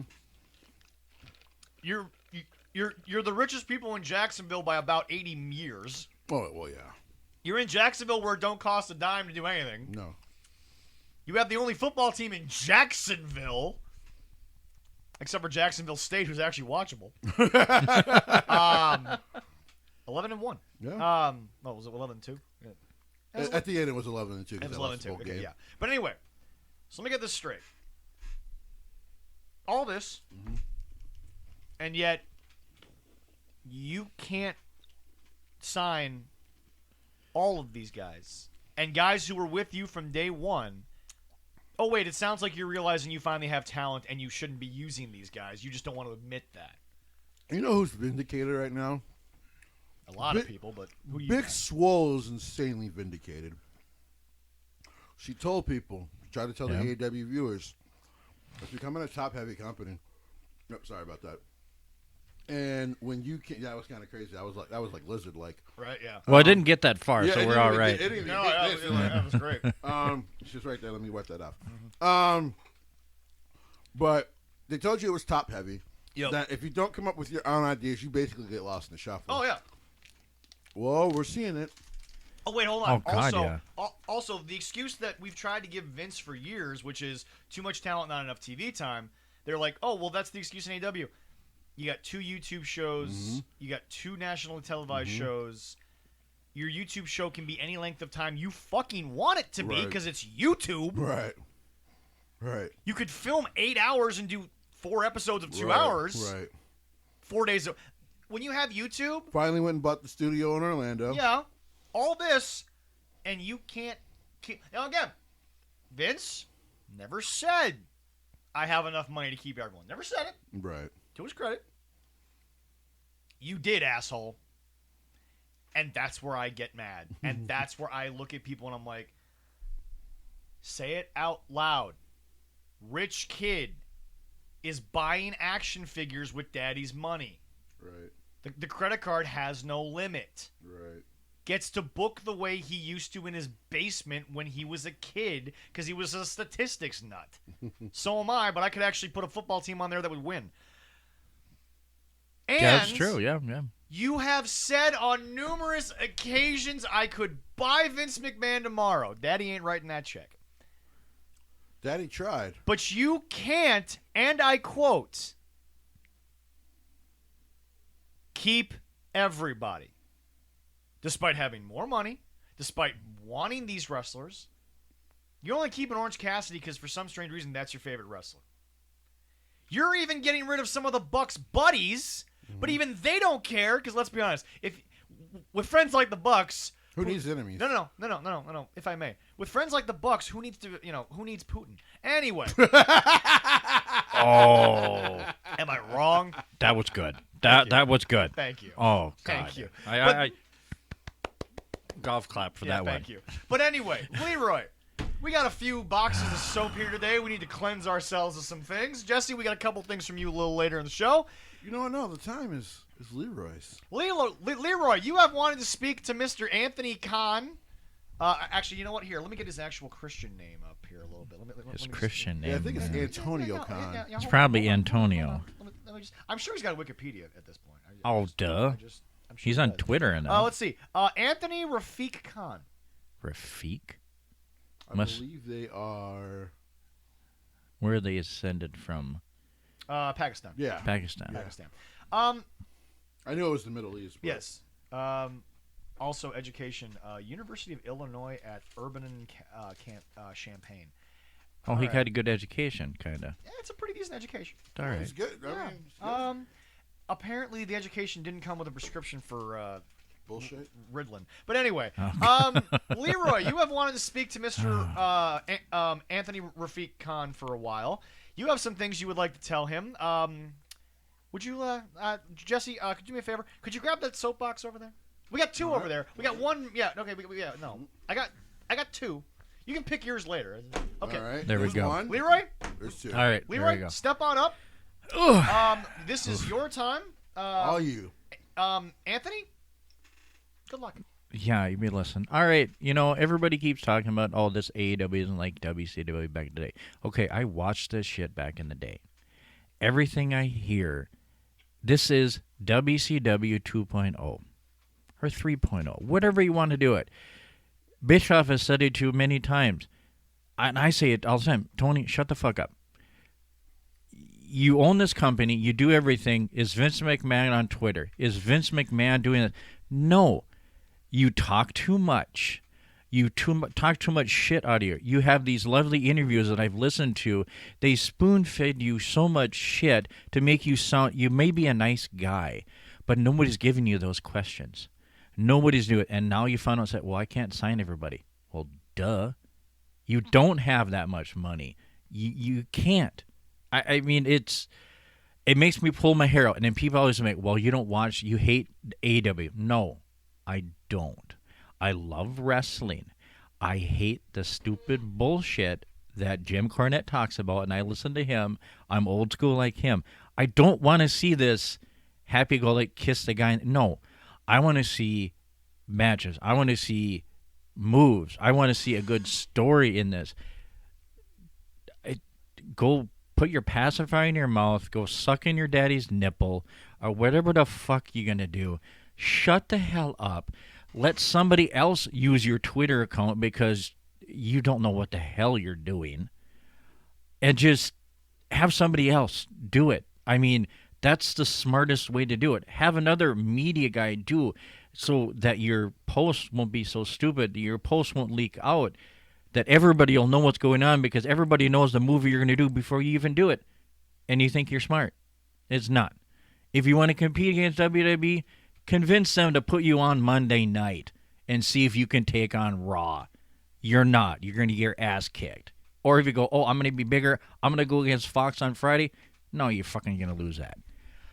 You're going to be on, I think for a few whiles, they're going to be, Rampage is going to be at 7 o'clock or 8 o'clock with SmackDown. Yeah, their numbers are going to be even worse. I don't know how they can get worse. So if you don't agree with me, what I say, send me a message. Message me on Facebook, wherever like that. Tell me what you think. I voice my opinion on Facebook a lot when people are high praising AEW. No. I'm not a fanboy of WWE. I'm a wrestling fanboy. I went to a wrestling show last night and I saw some damn good shows, damn good wrestling that could be on AEW that's better than anything that they put out there. I mean, stop listening to the wrestlers. You have so many producers backstage that could produce this show and produce it damn good. Listen to that guy that's sitting at the announce table because JR knows what he's talking about. That's it. So, I mean, I don't know much more I can say. Just literally, like I said all the time, Tony, shut the fuck up. Shut the fuck up. Let somebody else do your talking for you. Sit behind the scenes. Don't go on TV because I don't want to see your smuck-ass little face anymore. Nobody else wants to see it. I mean, just sit behind the scenes. Pretend you're there. Don't be seen. Hide in gorilla, whatever the hell. And just literally shut up. I don't know what else. I know I can do this again in another couple months because he's going to do something stupid. Correct. And if this wrestling company is going to make it another year or so, I don't know. And they will. They'll be fine. But I feel bad. I mean, what Eric does with DPW, he brings people that you don't see, and he's new faces. Tony said he was going to do that. Where are they? I mean, JDX was featured on there a couple times on the Dynamite show on Dark. Mm-hmm. The boys, Top Flight, they've been on Dynamite. One's injured. Where's the other one? You're not doing anything. You don't, as we say all the time, you don't promote Dark. You have such a big area in YouTube. We're on for 3 hours, and they let us do it. You can do the same. Right. I don't know. I'll be going off about this and probably some other shit. Even with WWE, I'll probably talk about them too because they irritate me a little times. But I agree. I'll say, shut up. I hope Tony listened to this and you can listen to me. And if you don't like me, Tony, send me an email. I'll slap you back with something too. I'm good for now. Thank you. Hey, Macarena. Anyway. You know what's incredible about the... And it says, if you want some hate mail, I believe, send me it. I believe you see the Leroy soapbox is almost being spoken to you like a very disappointed father. Yeah. Like he doesn't yell. He just like that was beautiful. Thank you. I wish I could have such grace and class that you do. You don't. Because before I go in on Darby, hang on. Okay. You keep speaking. I gotta move the soap. Okay. There we go. We got to move the soapbox because there we go. We got it. Leroy, right. you can go ahead and take the headphones off because this ain't gonna be pretty. Because I'm gonna add a little bit, and then I'm gonna get on Darby a little bit, and then we'll be done with the soapboxes. Because Tony, you're a fucking idiot. You're an idiot. You're a clown. He's absolutely right. Why do you go and just speak all the time? Listen, at the shows, it's fine. Do it. I respect that he does that. I have no problem. That makes the fans feel welcome. That's cool. That's cool. Vince doesn't do it anymore. The man's 70. I don't expect him to. No. But, I see that a lot, though, with the indie promoters. For the most part, I mean, Dave doesn't have to. Dave's a great guy. Yeah. Anyone who's met Dave knows that Dave who owns MAW, is phenomenal. Eli is phenomenal. Dave is handling Legends, right? Money, business. Eli is almost like Vince. He's insanely busy. Yes, Eli is in Gorilla. Right. And Brian's obviously the commissioner. Right. He's sort of in the ring handling stuff. So everyone has a very defined role. So, can they come out all the time and thank everyone? No. Brian does that at the shows. Yeah. Not a awesome. Yeah. Okay. Or being an SCW purple shirt will go do that. Yes. Because the SCW owners can't always come out and just say thank. It's fine. Yeah. It's fine. But just the constant yakety yak. Shut up. And now to Darby Allin. Oh my. Before you go, okay. Darby Allin came into AEW as a bright, shining star of the Indies. Had a real following when he came in. Yes, he was a guy that everyone said could use a little beef. Yeah, but when it came from a technical standpoint, he got his shit. He understood his gimmick. Oh yeah, he believes in his gimmick. Oh yeah, he's a high flyer. Correct. He is the perfect indie darling. Right. That's where it stops. I will say this about Darby. I had known about some of the stuff on the Indies. Yeah. I've only seen him once or twice early in his days. Yeah. And then, I've watched the growth in AEW. Like I said, I'm actually a big fan. Well, how could you not be? Of the character work. But here's the thing, Darby. If this is not what you want to do the full time of your life, that's fine. But you want to know what you don't do. You don't go tell people, hey, I don't mind taking these extremely dangerous bumps because I don't want to do this past 30 anyway. You know what you could just do? You could just wrestle, get your money, right? And then leave! Leave at 30. You know what? I would look forward to what you did next. Didn't Brandon Cutler leave at like 20-something or other? 26, I believe. He walked away, okay. Like, leave. Yeah. Like, no one will blame you. But what I don't want to hear from Darby Allin, the dangerous bumps don't matter. You know who doesn't feel the same way? Owen Hart. Oh, he's not here anymore. You know who else doesn't? I can name all the wrestlers who have passed, taking those extremely dangerous bumps and dying. Don't be stupid, stupid. Yes, that's a Philip DeFranco quote. Don't be stupid, stupid.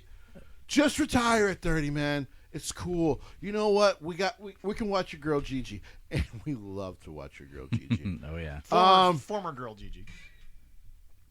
Then I'm about to dive into them DMs. But if you do not want to do this past 30, then don't. But this yakety yak. If you're gonna talk, make it something substantive. Like some people were upset about the Jade Cargill interview. I had no fucking problem with it. It was insightful. It was. So I had no problem with it. The interview from Adam Warlow with Chris Van Vliet, where he talked about he felt a little disrespected by WWE as AEW started, so he decided to go ahead and walk with MJF to AEW. Yeah. That was insightful. That doesn't mean that if MJF doesn't walk to WWE, Adam's not going to take the paycheck. Oh, Adam should go. Oh, yeah. Adam should go. Yes. But here's the thing, man. It was insightful. Mm-hmm. But when guys and gals, when we've had wrestlers on here, we get insight from them. You get to know these independent wrestlers. Yeah. And that's what I love about doing interviews and stuff. Because you get to know them as people, as their character. Like, you get to know them. Yeah. And that actually enhances your experience now when you watch them. You've been so disappointed by Darby. Yes. Darby Allin, as great as he is I'm starting to believe actually might be a fucking idiot. Just shut up. Just shut up, Darby. Don't speak. Just go do you. No more stupid, dangerous bumps. Because apparently no one in that locker room besides Jerry Lynn has enough sense to just go to the bosses and be like, guys, he can't be taking bumps like this. He'll die. Yeah. Do you want that on your conscience? Because you thought you fucking severely injured Matt Hardy for a moment, and you got a lot of heat for it. Yeah. So shut the fuck up and just retire if you're going to retire at 30. I don't want to hear your bullshit anymore. I love you, but it has to stop. And now I'm done with Darby Allin. Like I said, I'm going to keep it short today. Yeah. Because we have someone who has to get to a party at some point. He will not be named. But how's your wife doing? She's good. We love her to death. But now, Jesse, we're gonna throw it right back to you. All right. Yes. I issued you a challenge last week. A very difficult challenge. A very difficult challenge. It is Black History Month. Yes, it is. Black history is American history. I'm going to make sure we say that. Yes, sir. But this sport, despite not as bad a reputation, I believe, as other sports, right, has had a history of it because of the culturalness of America. It was hard for the African American people to make it in this sport. The history for my people, just in general, not just this sport, but just in general, is mired in overcoming a lot of controversy. I agree. But as far as pro wrestling is concerned, it was amazing to kind of go back into the history books, rewatch a lot of matches after I worked like 10 hours each day. And by the way, I loved going back into the libraries because I got to be honest, Leroy, it is so fun to just go back and watch all that old footage. Oh, yeah. I love that old stuff, man. Like, it reminds you of where wrestling came from and where we are today. Now to quote what you and I did, Leroy, first year on the show, the African-American wrestler was really known more as someone that, despite it not being their fault, character-wise, they were pigeonholed. Yes, not they were, their fault. Right. But the athleticism of almost every African-American wrestler has never been in question. Correct. No. There's not a single African-American wrestler I can name off the top of my head where I question the athletic ability in the ring. Right. Yeah. No, I can't either. Which is proof positive when you looked at the way Rock Dwayne talked about his father, and you watch some of those highlights of the Soul Man, Rocky Johnson. Oh. Right. Oh, God, was he good. Anyway, Jesse, you have a top 5. I gave you one honorable mention because, again, we could do a whole show on people you want to feature. My honorable mention. We have done a whole show on that, too. Yeah. So, yeah. My one honorable mention is there's only one of two females actually had made the cut. All right, fair enough. And the honorable mention is a current female wrestler. I know her as Lexus. You guys all know her as Sasha Banks. It's been amazing to watch since 2014. This young black, also kind of I believe half Mexican, half Latino wrestler. I believe so. Yeah. Of course, with a little bit of famous family as far as never hurts because it's side with Snoop Dogg, but it was never used for her in pro wrestling until she was a top star in WWE. And at that point, then you just accentuate what she has. Right. Yeah. Whatever can help a star stay a star, you use it. Her ability to take from. So if anyone's ever watched Dark Side of the Ring or knows anything about the history of black women, which has been a lot rougher than even black men in history. Oh yeah. And especially in the sport of pro wrestling and all the shit that they dealt with and how it understandably made them bitter when they got older before they passed away. Yeah. I wish a lot of them were still here to see how Sasha has, really brought a forefront back to black women in wrestling. But she's honorable mention, and there is another female, and she's also active. Okay. And I just want to tell all my people out there, the only reason none of the female wrestlers ended up making the top 5 is because, unfortunately, while a lot of them made great strides, they also weren't given opportunity to make greater impacts as far as championships and things like that. And I think what we need to make clear is this is all about the same argument that the NFL is currently having with their issue. And here's what I want to say. It's not about the lawsuit of Brian Flores means, okay, tomorrow I want 10 black coaches. Though, to be fair, then all of a sudden they do hire 2 more. I feel bad for loving. Like I do. NFL, you kind of shady, brother. But Jesse, I still love it, but Jesse, what I'm saying is this: yeah. All Brian Flores wants is for there to be a world in which a black coach gets a chance to at least fail. Is that a fair statement? I think that's fair. Give them the opportunity to fail. Right. Because to quote Jesse, as a lifelong New York Jets fan, none of us know why you're in the city with the Giants. Right. That's a little New York humor there. Are you a Mets fan too? No, I'm a Yankees fan. All right, fair enough. It's fair enough. But Jesse, the only bad New York team I picked were the Knicks and the damn Jets. Well, but my point is this: as a lifelong Jets fan, right. Todd Bowles did not do a terrible job, but ownership gave him dick. Yeah, they didn't give him shit. He actually almost won a division, but then Ryan Fitzpatrick kind of fucked that over. Or not? Yeah, wild card. Sorry, he wouldn't have won the division. But my point is this: is that Todd, in your opinion, was not given a fair shake. No, not at all. Because, well, Jesse, you and I said this in one draft, and it was the fucking draft he was in, Leroy. Yeah. Zach Wilson got more help than fucking Sam Darnold got in 4 years.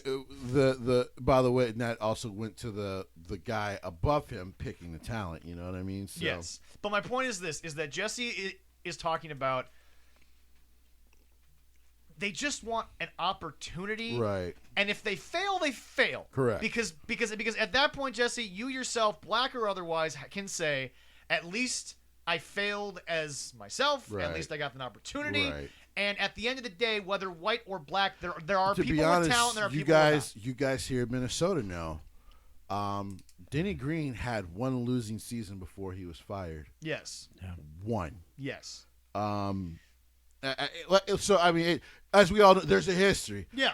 I've always said, Coach Denny Green probably should have been given 2 more years. Yeah. He was not Mike Tice flamed out. We know the history of the Vikings coaches. Yeah. But yeah, so number 5.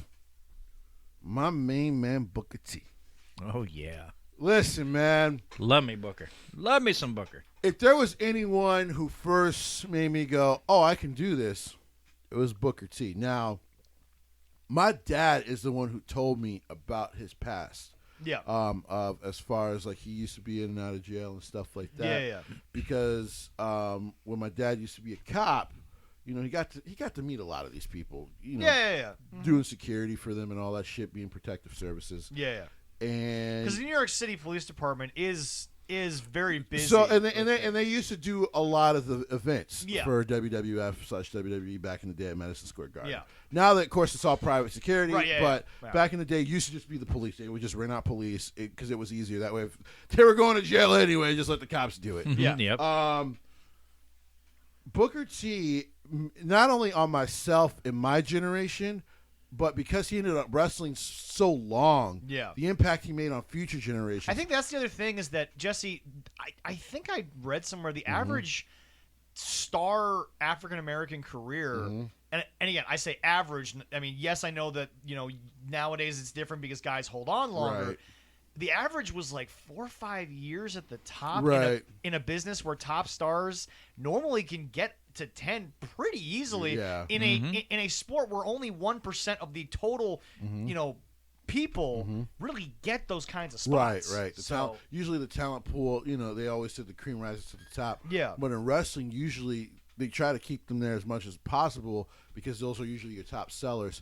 And Booker T was always, even if he wasn't always a main eventer, he always felt like a main event player. Yes. And then the opening of the school in Houston. WCW fans, white, black, or otherwise, they all loved Booker's runs. And because he was such a lovable character. He really was. And then who could also whoop your ass and wrestle anybody you wanted. And of course, and then, you know, he had the career as a commentator, which if you can find anything on YouTube, you know it's just legendary. Oh, yes. Because it's hilarious. Because you're like, what are you talking about? And you're just dying the whole time. Oh, it was so Booker good. T was great. I want to see Booker T and Pat McAfee for 2 Oh, hours. give me that on a WWE pay-per-view. Give me it on a throwaway pay-per-view, and I'll watch it just for their commentary. Yeah, right? There we go, yeah. Number 4. God rest your soul, but he is super important in pro wrestling as a black wrestler, is New Jack. Yeah. New Jack was never the easiest person. Oh, no. Let me be first on that. And he made white people angry. I'm scared. Number 2. So, you know, he passed away, and I remember I went to a Reddit thing. Yeah. And there was a lot of black Redditors who were commenting, and one was like, listen, man, guys, I don't want the family to be offended when I say this. I know he's burning in hell, but I still love him. Because New Jack was never the easiest guy. Had a rough upbringing, brought it to his character, of course. But as that guy also said, New Jack also, if you came up to him with respect, you know, because Paulie used to allow you to meet the wrestlers at ECW after the shows. Yeah. And you actually didn't have to pay that high of a price either. Okay. Yeah. And how cool he was to just sit there and like the guy was describing, like especially as a black kid, he would literally just spit the most honest game to you. Like, you can do this. This can be your future. You don't have to live in the hood forever. You don't have to worry about getting fucking shot every day. You can do this. You can just. There's many. He was telling. Is it rough to hear that so many icons have to all kind of say the same thing? It is, but it's also so ingrained in you as a black person. Yeah. Because I grew up in the hood in Brooklyn. Right. So it's there is a rich side of Brooklyn. Well, there is now. Yeah. But I mean, of course, the history with the music and all that. Right. Yeah. That not always our people profited off of, but we did profit off of it culturally. Yeah. Was the fact that there are ways to get out of and earn your socioeconomic status and help to lift the community up out of that shit. And what New Jack tried to always do back in the day. Now, as he got older, unfortunately, I think the addictions kind of didn't help whatever demons he was dealing with. But, Back in the day, he used to just spit to kids like, "Yo, like, you can get out this shit." Like, I didn't think I could get out. Booker didn't think he could fucking get out. Yeah. You can get out. Booker saw his brother get out. It can happen. I think the greatest tribute to New Jack was Paul. Yeah. You couldn't have done a better one than what Paul did. Yeah, so and true. To this day, The OC gangster. Of my last year has been with a lot of loss. You guys both know that. Yeah.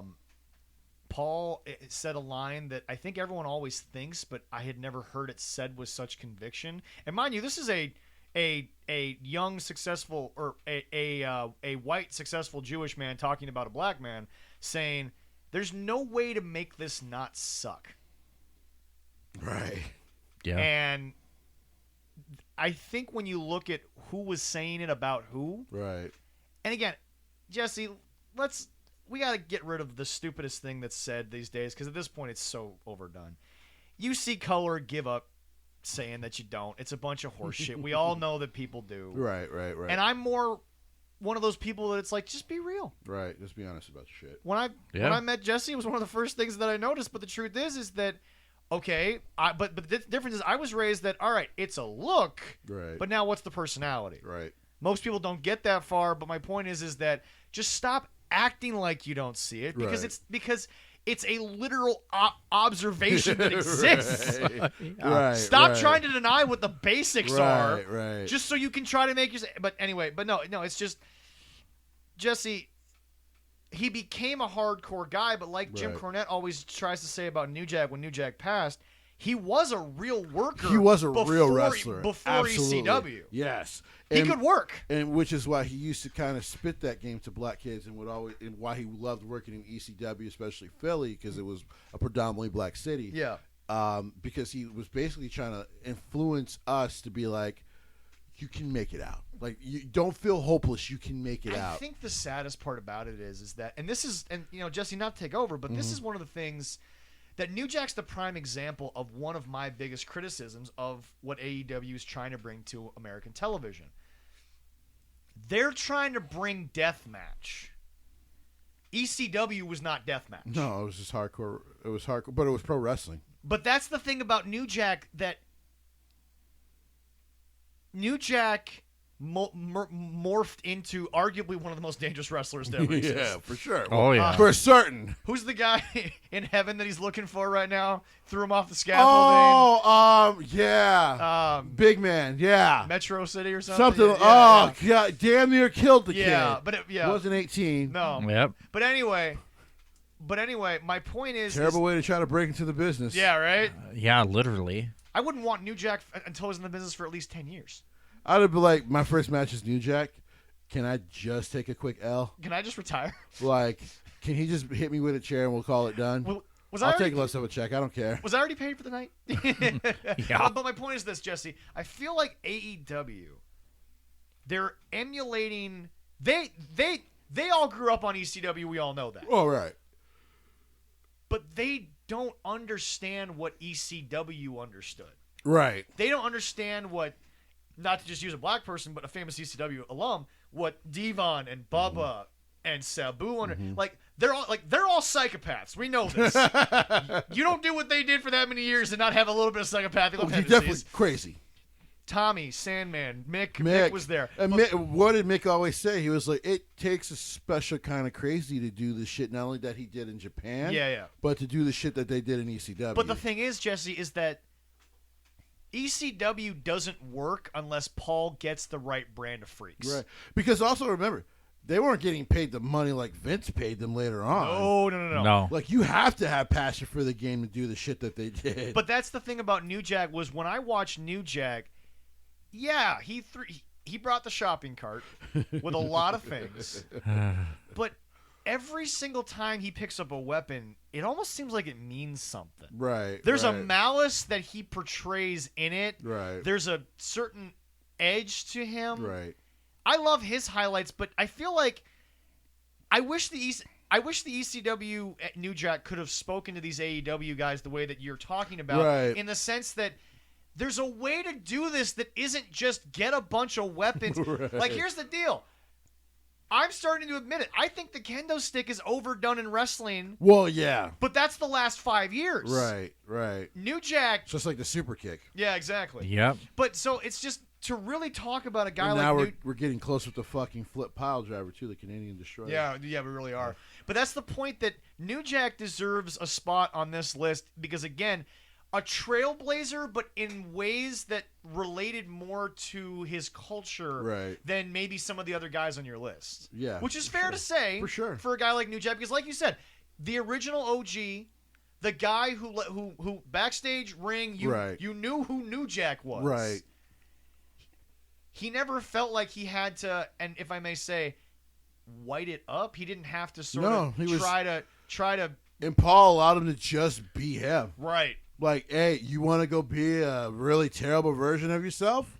Go do it. Yeah. And New Jack, like I've always said, RVD, Sabu, Taz were your world champion guys that could have pushed ECW to a higher level. I agree. Because of their in-ring work. Yes. But the MVPs like the Dudleys and New Jack Yeah. are insanely important to the history. And we got to give of some ECW. love to New Jack's longtime tag team partner as well. Yeah, I'm sorry for forgetting his name right now. Yeah, I got it. But yeah, because they came in together. Yes. So New Jack is a huge one. Number 3. This one's gonna kind of shock people. Like, man, he's really high on your list. Mustafa Saadi. Thank you. Ron Simmons. Now, Leroy shook his head because you understand. Mm-hmm. Yeah, I do. And like I said, you don't even share my skin color, but you understand. Being one of the first guys to be so regal, so good in the ring, that a major promotion gave you a heavyweight title on national television. And Leroy, who did he beat? Who did he beat? He beat Vader. Yeah. Big Van Vader. Big Van Vader. I mean, gotta hope he's in the Hall of Fame. Listen, I understand some people don't understand his history before the APA. I get it. Yeah. But it's one of those things, like I tell people. I also don't know if any footage of the full match against Vader exists. It does. Okay. Yeah, it it's does. very grainy, yeah. but it exists. But actually, WWE actually might have a better version of on Peacock now. I will research that. I believe they do. Yes. But the ending gets played all the time. Oh yeah. Oh yes. And by the way, go back and watch not the ending of the match. Go back and watch the celebration. There were Hall of Famers in that ring who were happy for Ron Simmons. Oh my God, there was. It was such an important moment, especially because which proves that also even the guys who quote unquote try to keep themselves on top, even they knew the gravitas of what Ron did. Right. And then I mean, just the way he always carried himself, the backstage presence he became in WWE. I mean, I have not a freaking negative. And then the stories that Mark Henry has told me in the past, you know, when you go pick his brain about his history with him and Dwayne and all that. Our interview with D'Lo available on our YouTube. The stories he told you guys. Still one of the most popular videos on it, too. It's, I mean. And I do believe that those questions we asked about Ron are a large part of that. Yeah. Ron is such a huge part of black wrestling that. Thank you, Ron. It doesn't get said enough. Thank you, man. To quote Stone Cold, the only man that can walk through a locker room with a blue helmet and ain't nobody going to laugh at him. Right. You don't want your ass whooped. Number 2. Now, this is a little... But please go watch that interview with D'Lo. Yes. The story of just Ron picking up a chair and putting it in the middle of the locker room. Right. That's the only story that really needs to be told because the rest just follows from that. It's crazy. Number 2. People are going to be shocked at number 2 and number 1, but the more I thought about it, the more important it became. Because you did put a lot of thought into this. Yes, I did. Number 2 is Ernie Ladd. Okay. Of course, his name came up recently because of the Bearcat name being given to Keith Lee when he was still in WWE. Yep. But what that did, it was also so that's why I appreciated WWE for trying to do that. It brought up a man who deserves, the family deserves warm hugs from wrestling fans around the world. Because in his time, he never got a thank you for what he did. God rest his soul. He passed away, I believe, in 2007, the year I graduated. Ernie Ladd was so good. 2007. Thank you. Ernie Ladd was so good that even when he went to different promotions where he wasn't going to be the world champion, he faced the world champion because he was so damn good and he was such an attraction. And like I said, to keep it short and sweet when it comes to Ernie Ladd, he might be he actually could be the greatest black wrestler of all time, if not for number one. Fuck it, I'm just going to give it to him. It's Dwayne "The Rock" Johnson. Listen. Yeah. It's hard not to. Here's the thing, though. I could have asked Jesse his top 5 all-time wrestlers, and Rock has to be in there regardless. Ernie Ladd would have been number one if we were talking about pure black wrestling. By the way, I just want to point out Ernie Ladd, a graduate, or not a graduate, a former player at Grand Plains State University, and I believe played for the Kansas City Chiefs, and the Houston Oilers. He is also a member of the 50th anniversary San Diego Chargers. Yeah. Ah. So he was also a great football player too. Like I said, there's the history of Ernie Ladd would take up 2 hours, and we're already 2 hours. Jesse, 4th round pick in the NFL draft, a 7th round pick in the AFL draft. Yeah. It's not bad. He was great. Yeah. And like I said, if people can start to maybe, because I think one of the grandsons is now a pastor in the South. Okay. And I think if we could start getting him on the wrestling circuit a little bit to talk about his grandfather and stuff, I think that would be huge for people to understand that history. Yeah. But yeah, number one, what do you say about the man who there's only 3 people ahead of him in the world for wealth, maybe 2 for popularity. Yep. And in wrestling, there's no one fucking close besides Stone Cold Steve Austin. Like, Yeah. And Steve has nothing but respect for right. Easily. He usually leans a lot into his Samoan history. Yes. But I want people to understand his father is a black man, Rocky Man Soul Johnson. Yeah. Now they did that very beautiful video. Oh, it was great. On Friday Night SmackDown. And can we also point something out? His dad, which I only watched after the show was over, but his dad, even more than Dwayne, because Dwayne's got the ability to get like a lot of filters and photos now. His dad was a jacked individual. Oh God, he was absolute. Papa wasn't just a Rolling Stone; he was a stone of a man. Oh yeah. We also got to give some love to his dad's tag team partner. Oh yeah, Tony Atlas. Also got to make sure they were the first black tag team champions. Like I said, this list was tough. Oh, I bet, yeah. Oh, yeah. But what else there is to say about the great one, the Brahma Bull, the eyebrow-raising, trailblazing, pie eating, I'm fucking it up, but he's the GOAT. Yeah. Okay, he's the GOAT, and, look what he's doing in Hollywood now. He's going to host the Super Bowl. Sorry, the big bowl game. Fuck it, we said it 3 times. Yeah, we've already said it 3 times. We'll say the Super Bowl again. That's all right. He's gonna host the game tonight. Listen. He's probably the greatest black wrestler of all time, and he never really, he never walked away from his black heritage. No, but he always like I used to tell people when I was 22. Also, Jesse, I think the truth is. And we're all this way. Leroy especially, the way I heard some stories on some of the car rides. If Mama was black, he might lean more towards black. It's hard to not give more love to Mama. It's really, really hard. Right. Leroy and I talked about this in the car. When she passes, that'll be one of the blackest days in wrestling history because she really is the patriarch of for sure of the greatest wrestling family. Right. Oh, Even more than the great the great High Chief Peter Maivia because she has sort of preceded over generations of these wrestlers and these 2 families. And here's the thing. As much as I acknowledge my tribal chief, my head of the table. Oh yeah. You ain't the head of the family. Yeah. Mm-mm. Hate to tell you that, Mr. Roman. You ain't the head of the family. Yeah. So, listen, there's really not a lot more to say about The Rock. The highest grossing box office attraction. Biggest movie star in the world. He's not that guy that says, okay, now I need a serious role to get an Oscar. Right. He just says, I'll go do 3 movies on Netflix with Ryan Reynolds and Gal Gadot, and I'll make more money than any of the Oscar-winning films. It's just, Jesse, you're talking about a guy who I don't think wrestling fans, except for Hollywood Rock, because it was so good. Hollywood Rock was amazing. They were never mad that he took the deal. No.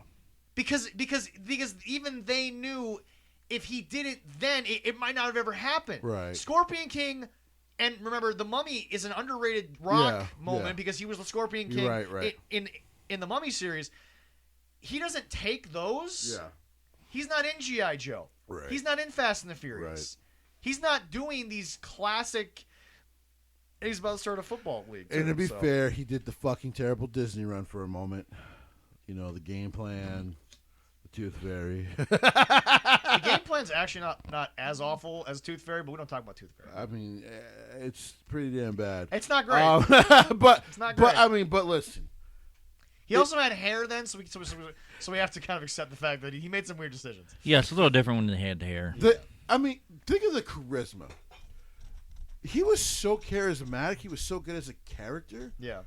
That almost every wrestler had to step up their game. Yeah. Because he was besides Stone Cold, he was leaps and bounds ahead of everyone. I think Triple H has told the story a couple times in interviews. Like, one of the things he used to hate about feuding with The Rock was like, how do I come up with something more fucking clever than one of the greatest fucking talkers of all time? And by the way, even Vince accepts there's no script. He's just going to go out there and say whatever the hell comes to his mind. So, of course, the old joke from John Cena was, he used to write bullet points.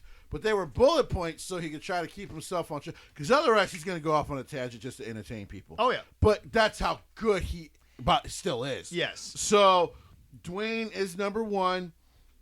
There's really not a lot to say about that. Like, I fought with it. I'm like, should I even put Dwayne in my top 5? Well, but Jesse... And I'm like, he's a black man. Well, but Jesse... You're also arguing the fact that if we did a top 5 all-time wrestlers list, he's up there. So why wouldn't he be at the top of this list? I mean, it's. Yeah. I mean, you're arguing greatness here. We're not arguing good versus great. Right. This isn't Aaron Rodgers versus the current NFL. This is Aaron Rodgers when he gets in the Hall of Fame. Like, yeah, you really weren't that great. You were great, but some guys were just a little bit better. Listen, I have bad news. He's going to the Hall. He's a dickhead. He's unlikable. No, I know he's going to the Hall. But going to the Hall. Yeah. What I'm saying is that Jesse... He's a shithead of a human being. He really is. But he's going to the Hall of Fame. We know Karen Rogers is going to the Hall of Fame. What I'm saying is that once you're compared to the other greats, once we stop saying, okay, compare Aaron Rodgers to the newest draft pick. No, compare him to Brady. Compare him to Manning. Yeah, right. He's not my... I'll say it. I don't think he's a top 5 quarterback once he gets in the Hall of Fame. I would argue differently. By the way, I only used to be an Aaron fan. I used to say in his prime, I'm like, I think I would love Aaron if he didn't play in Green Bay. Yeah. That does help. It's the ugliest fucking jersey. Packer fans, you can feel however you want, but it's the ugliest jersey I've ever seen on a team. You root for cheese. You root for garbage. It's literally the same. You're called the Packers because a local company saved the team from going bankrupt. It's the same color as a company. It's the same color as a waste management garbage can. Anyway. Yes.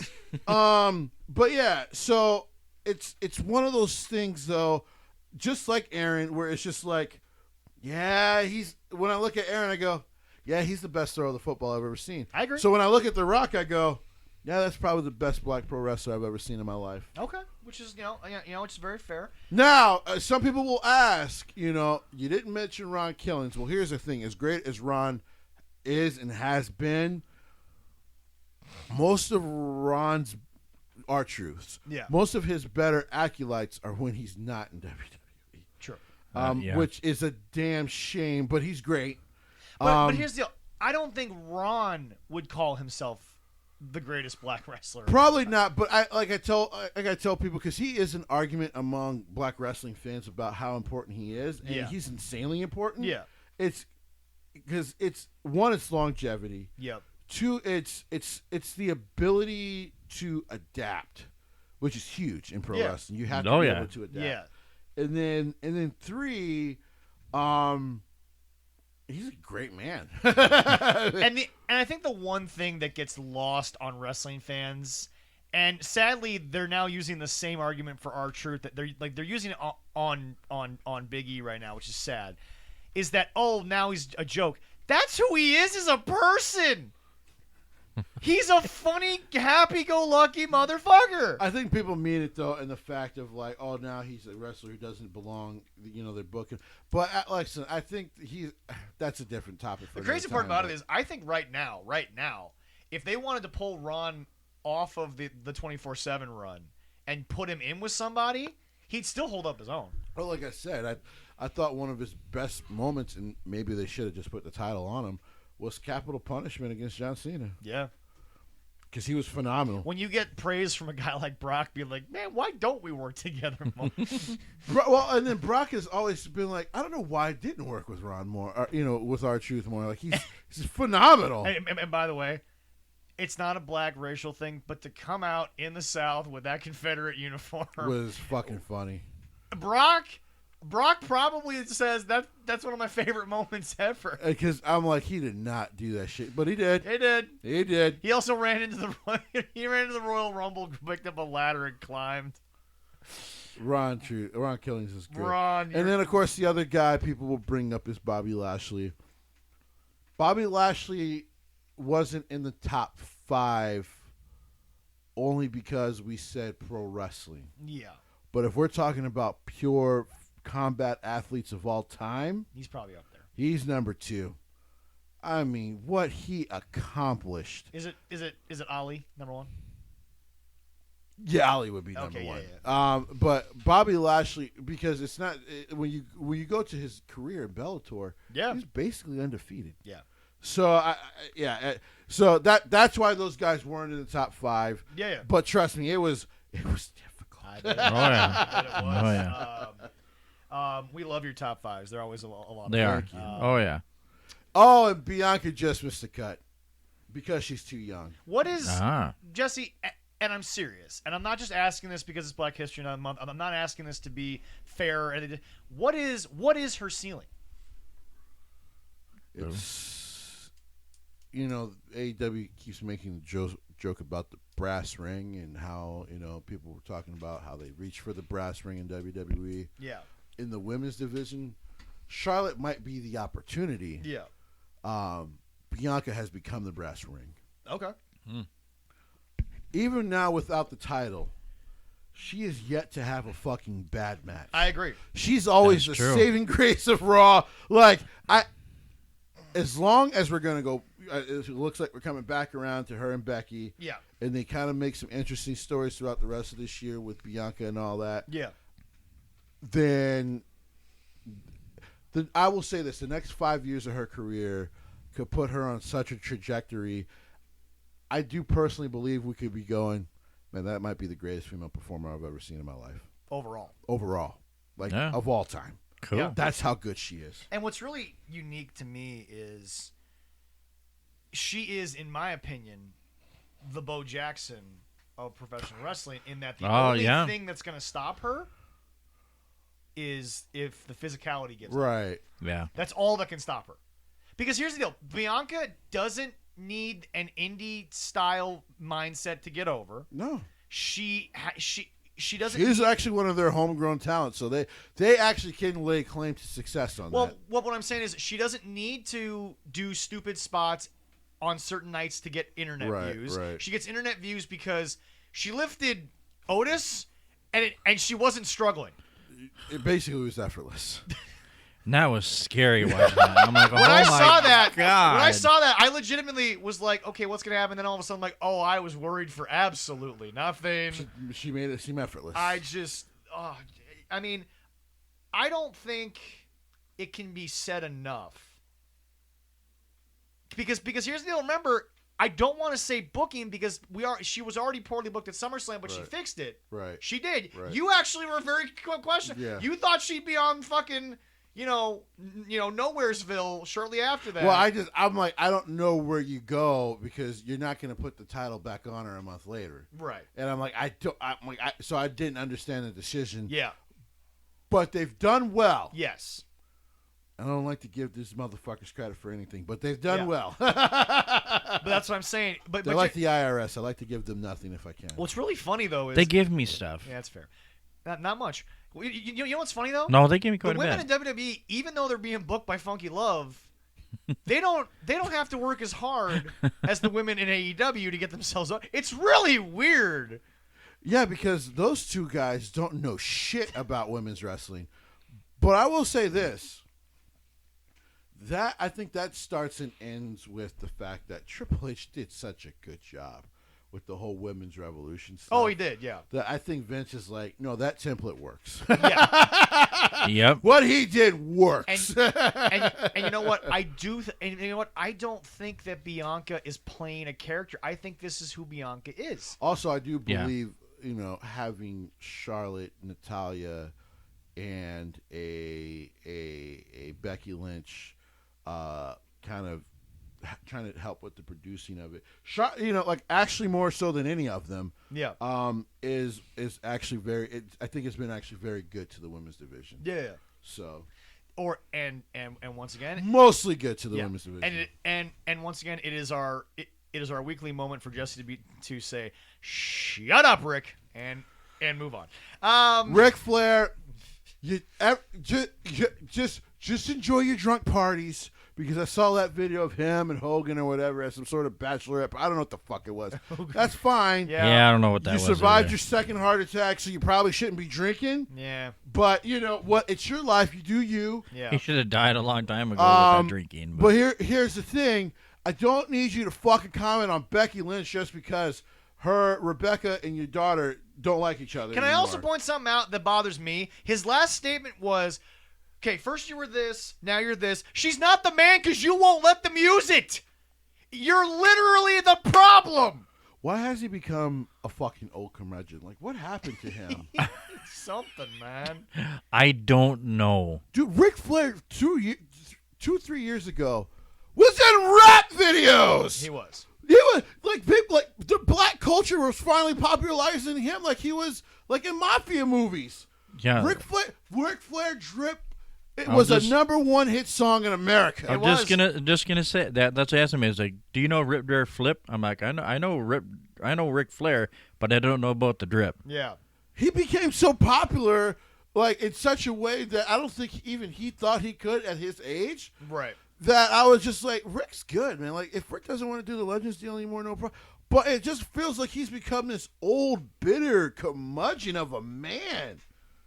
Like, what the fuck is his problem? Leroy, write this down, Jesse. You want to do another top 5 next week? Sure. Are you down? Top 5 most bitter. Ooh. Oh, this is an easy list, though. But we're gonna give you a little time. Okay. I still want you to wait a week. I want to tease it. Okay. Your top 5 current most bitter old timers. All right. Oh. There will be one female on there. Bitter old timer. Oh, I have no doubt. Mm-hmm. But no. So now we need to move on to the Kingdom of Saudi Arabia is now, I believe, the official home of the Elimination Chamber. Do you want to talk about Right. But before we get the there, NWA? Jesse, for the NWA Okay, yeah, World's Heavyweight Championship, Matt right Cardona now- versus Nick Aldis has been announced. for the Crockett Cup? That'll be fun. Because Matt Cardona just won that Last beat. night. I have to hop on a soapbox. All right. As you know, I'm I'm almost out of soap today. No, there's no soap in it. Just a bunch of It's boxes. just a bunch of boxes. You want just DoorDash me some Dawn. There we go. We'll be okay. No, that doesn't come in a box. I just need soap. Oh, you got a big jug. That's how I get it. You wash your ass in a river like they used to do in medieval times. That's fair. Here, and I'm just that lake out there is cold, but I mean, anyway, I do not understand. I grew up a big music guy. I'm still a huge music guy. You can find both my... Well, Safer Now doesn't have music, but you can find my metal band Winning Isn't Everything on all streaming platforms. Go download the songs. Hopefully very soon we will actually have one as our intro / outro that I've been working on specifically for this show. Fantastic. I do Jesse's like. got a lot of I do like side our. projects going on. Yes, I do. I do like our music, but Just I make would sure that when love you to give have us some those, original. Jesse, Oh, for sure. just make sure that when we get those, you clear our show to use them. Oh, well, Because duh. recently it's funny. The Game Grumps got flagged for using Ninja Sex Party music. Dan Avidan, one of the two Game Grumps, is the lead singer of Ninja Sex Party. We have discussed this. Yep, so I have yes. a family lawyer. It will be fine. All right, perfect. Yeah. Here's the thing. Billy Corgan was one of the most influential musicians of the 90s. He was. Inspired most of us to get into rock music. Yes. The Smashing Pumpkins are one of the greatest alt. Right. Oh yeah. They were really alt rock before alt rock had a name. Right. We all found out in the late 90s he was a huge pro wrestling fan. Grew up a huge pro wrestling fan. He did, yes. Decided when NWA split from TNA and was having a lot of financial issues, he said, fuck it, I'm going to buy it from the family. I'm going to run it. $100 million in investments. Right. And I looked that up, by the way. He said, I'm going to bring it back to the prominence it once had. He's now owned it for 8 years. Yep. What are you doing, Billy? So Matt Cardona has a great match and a magical win against Trevor Murdoch for one of the most important championships in history. Yeah. The 10 pounds of gold, the Right World's behind me. Heavyweight Championship. Charlotte herself. Right. It's beautiful. Hey, Beautiful one back there. Oh, It is a glorious belt. I love my merch. Oh, I love merch. You want to know how many people saw it? Maybe 50,000. Yeah. Not with that name. If GCW gets 50,000, that's the greatest night they've ever had. Oh yeah. What are you doing, Billy? What? Once again, to Nick Aldis, this is not a shot at you. I get why you said what you said, and I understand why you said what you said, and I have nothing but the world of love and respect for you. But this company needs to be on national syndicated television. I agree. I'm tired of we just want to do small towns. No, you don't. You have some of the best wrestling going on right now, including your travel shows that you're now doing again. Yeah. Billy, what are you doing? You went on Rich Eisen 2 years ago and said, I plan on making a TV deal. You still haven't fucking done it. I don't even think he has an excuse because you're Billy Corgan. You're telling me you can't make that happen? Talk to Disney.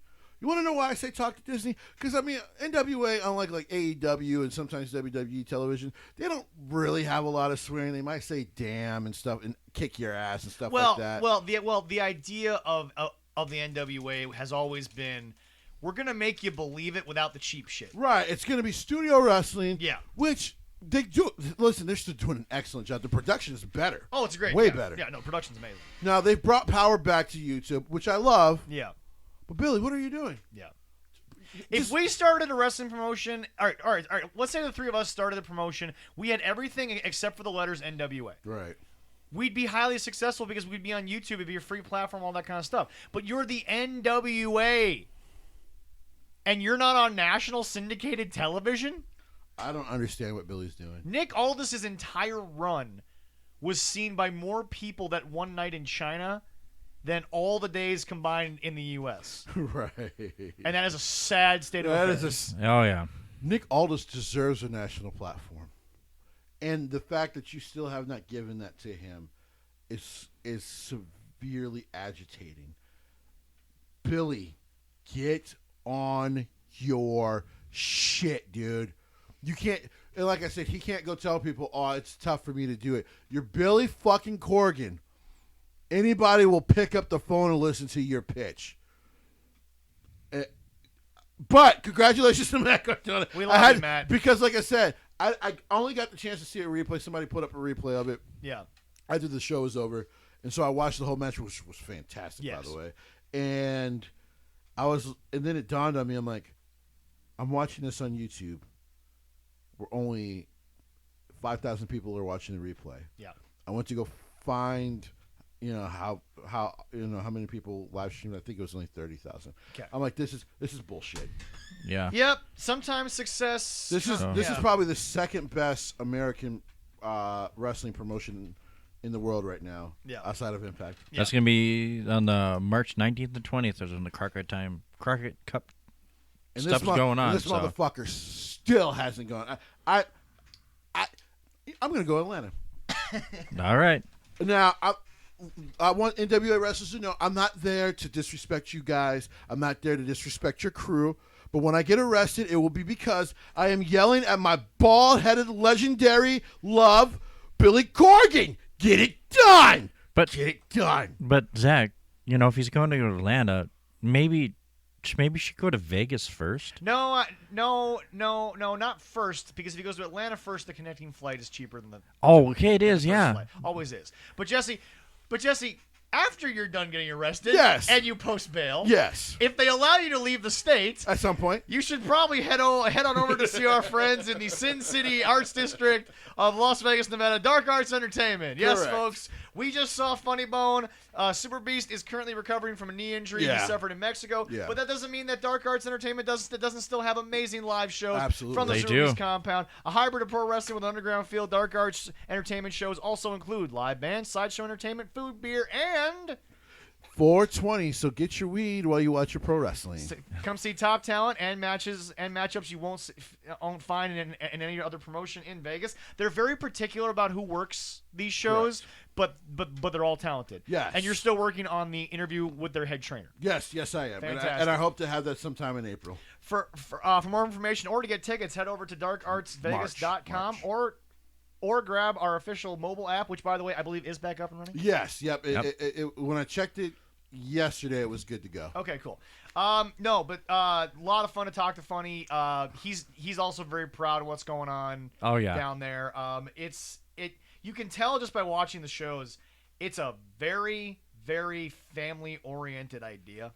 And it's a very open-minded show. So while you're also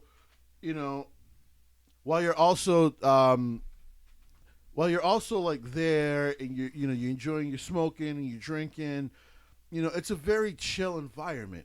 Even while pro wrestling is going on. Yeah. And they also do kind of side shows and stuff like Yeah. that there. So listen, there is drinking, there is smoking, but it's not like you can't bring your kids. It's a very chill environment. Like I said, I'm hoping to get to a couple of them this year so I can actually come and live review it. Yeah. Because one, if I'm going to go to Vegas, I'm going to go see some pro wrestling, damn it. Oh, and yeah. Number two, if I'm going to go to Vegas, I'm going to try not to lose my ass, damn it. So Hopefully you're better at the blackjack table than Leroy was that way. But anyway, Hey, Leroy, I just had a bad day.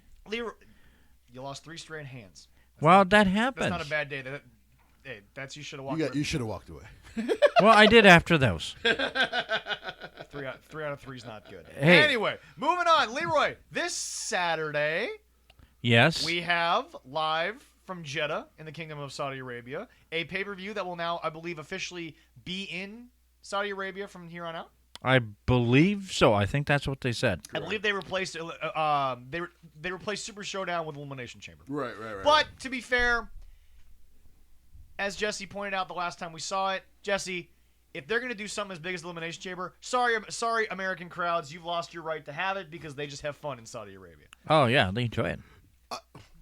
As much as people like to hate on the understandable political side of the Saudi Arabia stuff, The people that have nothing to do with the political side. they go and have a great time at these shows. They allow the women to kind of, take the stuff off and enjoy the show. And it sounds like this year they're actually going to be a little bit looser as far as what the women can wear. So, And congratulations to Becky and Lita being the first 2 women on a Billboard they showdown. they actually might headline the show. That is So, listen, man. The crowd goes out there. And credit to Lita for, not to interrupt you, but the credit Lita, folks, willing to learn, willing to admit when you were wrong, willing to admit when you may have overreacted. Right. Blood money be damned. Right. she's gonna get paid. No, like Oh. no denying. However, Lita should have been a $1 million spot when she was in the business, Right, but there weren't that many at that point. Right. But my point is this: everything that she has said, Right. what a revelation in 2022 when someone can sit there and admit, I've been proven wrong. And those shows have meant a lot. They've continued to grow. Well, she's talked to a lot of the gals who have been over there, and she's realized, yeah, it's still what they are, but when you see a little girl cry tears of joy and think to themselves, well, Mansoor already did it, so there's proof that someone from Saudi Arabia can do it. Right. But why can't I be the first female to do it? Right. It really readjusts your. He doesn't have a match over there this time, does he? No. Because I mean, that motherfucker's undefeated. Like when he goes home, he's like a 99 overall. Like he wins, baby. Yeah. He's a 99 over there, and he's like a 72. He's like a here. 72 here. Yeah. But anyway, no. I mean, I think it deserves to be said. Credit to Lita for being able to kind of sit there and say to herself, "Okay, my opinion can change because I looked at the facts. Right. I looked at what's in front of me. Right. And now she's going to go do it. And you know what? More power to her. But Leroy, what's this card that honestly looks really good? It is. All right. We'll start as we just talked about. I just hope they don't leave the Elimination Chamber over there because Jessie will make a lot of political jokes if they do. There we go. I'm already writing that. All right. As we were talking about, Becky Lynch is defending her championship against Lita over there. Lita's there to sort of put Becky over, but Right. I expect it to be a hell of a match. It's going to be a great match. All right. Then we have also the Usos are going to take on the Viking Raiders for the championship over there. And let's see who wins that one. Jesse, I don't know. What do you think? Is it time to spay and neuter the Usos yet or no? I got to be honest. I thought it was going to happen before. Yeah. So when they didn't win it, or when they won it day one, I was like, well, fuck. Yeah. I will also say, I know the bar's not high. This might be the best build-up the Viking Raiders have had in a while. Yeah. Yeah. Well, I was about to say, unfortunately, the bar is very mid, but you can jump over that bar. Yep. You know what? I'll go with the Viking Raiders. Okay. Because it's got to come soon. Yeah. I think so. I do agree. Because they got to get Roman a WrestleMania feud to sort of really finally take that off of him. So. But it ain't going to be Brock. Yeah. Like, and I know, like I said, I don't think they're going to do champion versus champion. We'll get to that in a moment. But yeah. It's just, the cousins almost have to get neutered soon because continue. The fall of Roman's Island will be when he kicks them off. Right. That's the obvious story. Right. Yeah. Right. But anyway, go ahead, Leroy. All right. We also have Drew McIntyre beating the holy hell out of Madcap Moss in a Falls Count Anywhere match. I'm actually okay with this only because this past Friday, the selling that Madcap did with the Doc, that was fun. Not just funny, it was actually fun. I smell a squash here. Yeah. I think so. I smell it. But those fans because they're obviously going to do Drew versus Baron at WrestleMania. Yeah, but those fans are going to love that squash. Oh, they are. I just give those fans credit because they enjoy it. They really do just try to go and enjoy the show, and it does. But like I said, besides the whole fucking Goldberg Fiend thing and then that tag match, it does make it a little bit more enjoyable at times. Yeah. Even when sometimes you've known the matches are just fucking throwaway, it doesn't matter. Right. Yeah. And the next one I would talk about too is our lovely tribal chief.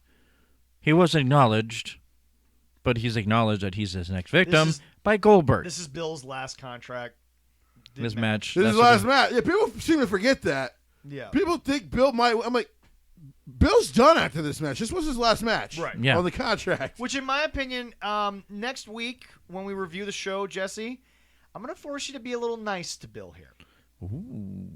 I'm going to force you. Can you do that now? I'm going to force you to say some nice things about Billy. If you're going to ask me to talk about his career, then yes, I can be a little nice. Okay. Okay, yeah. If this is the last match, we're going to talk about Bill's career, and then we're going to also talk about, did he go out proving he's got a little bit of an ability if he put the full schedule work into it to be something. Save it for next week. All right, yeah. Hold We'll it. deal with that. Don't ask me about Bill Goldberg right now, though. That's Yeah, fair. we're good. You won't get nothing positive. I know. All right. So, and then this is going to be announced probably on SmackDown on Friday, but it's up here. They're going to have a tag team match between Ronda Rousey and Naomi versus Charlotte and Sonya Deville. That is on here for Saturday. That's clearly going to build. So they to tape WrestleMania. for Friday. Right. Already. And then we have the Elimination Chamber matches are the last ones here. The men's is with Bobby Lashley as the champion, defending against Brock, Seth, Austin Theory, Riddle, and AJ Styles. This is going to be a banger because they're going to give him like an hour. Oh, yeah. It's going to be a damn good one. What do you think? I know a lot of people think it's going to be Brock taking the title and going to WrestleMania. Be Bobby retaining, or we're getting a triple threat. We're gonna get AJ, Bobby, and fucking Edge at Mania. Yeah. And That's gonna like I that'd told be people. a hell of It's gonna be either Edge and Bobby, or it's gonna be AJ, Bobby, and Edge. That's happening. Well, they are looking at possibly. Now here's the issue. AJ and Edge are rumored to be Right. possibly at WrestleMania. Here's the issue. Because I make that prediction, and I've always said I'm always 50-50 on my predictions, even though recently I've been a lot more correct, which is scary. I don't like that. Too bad it wasn't the Rumble. Anyway. Yeah, you're shooting at 80% there. That you're shooting at 30% at the Rumble. I'm trying not to get depressed. Anyway. All right. Well, that'll happen during season 1. I hate you. So, and by the way, I did find it on my TNT app, so I'll try to fucking watch it tomorrow, and I'll cry. Yes, you will. Yes, you will. So, it's one of those deals where people are like, "What about Seth?" And I'm like, "See, that's the conundrum." Because Seth is the dude they really want to put a title on. And if you keep waiting... And I said it before, he's also doing, and this is hard to say about Colby, the best work of his damn career. Yeah, without a doubt. But like I said, you could get burned it's one of those things. I think the dark horse to win is Seth. Yeah. Because a fatal 4-way is actually more interesting. A fatal 4-way elimination, or you could just do Seth versus Bobby, and then you just do Edge versus AJ with no title.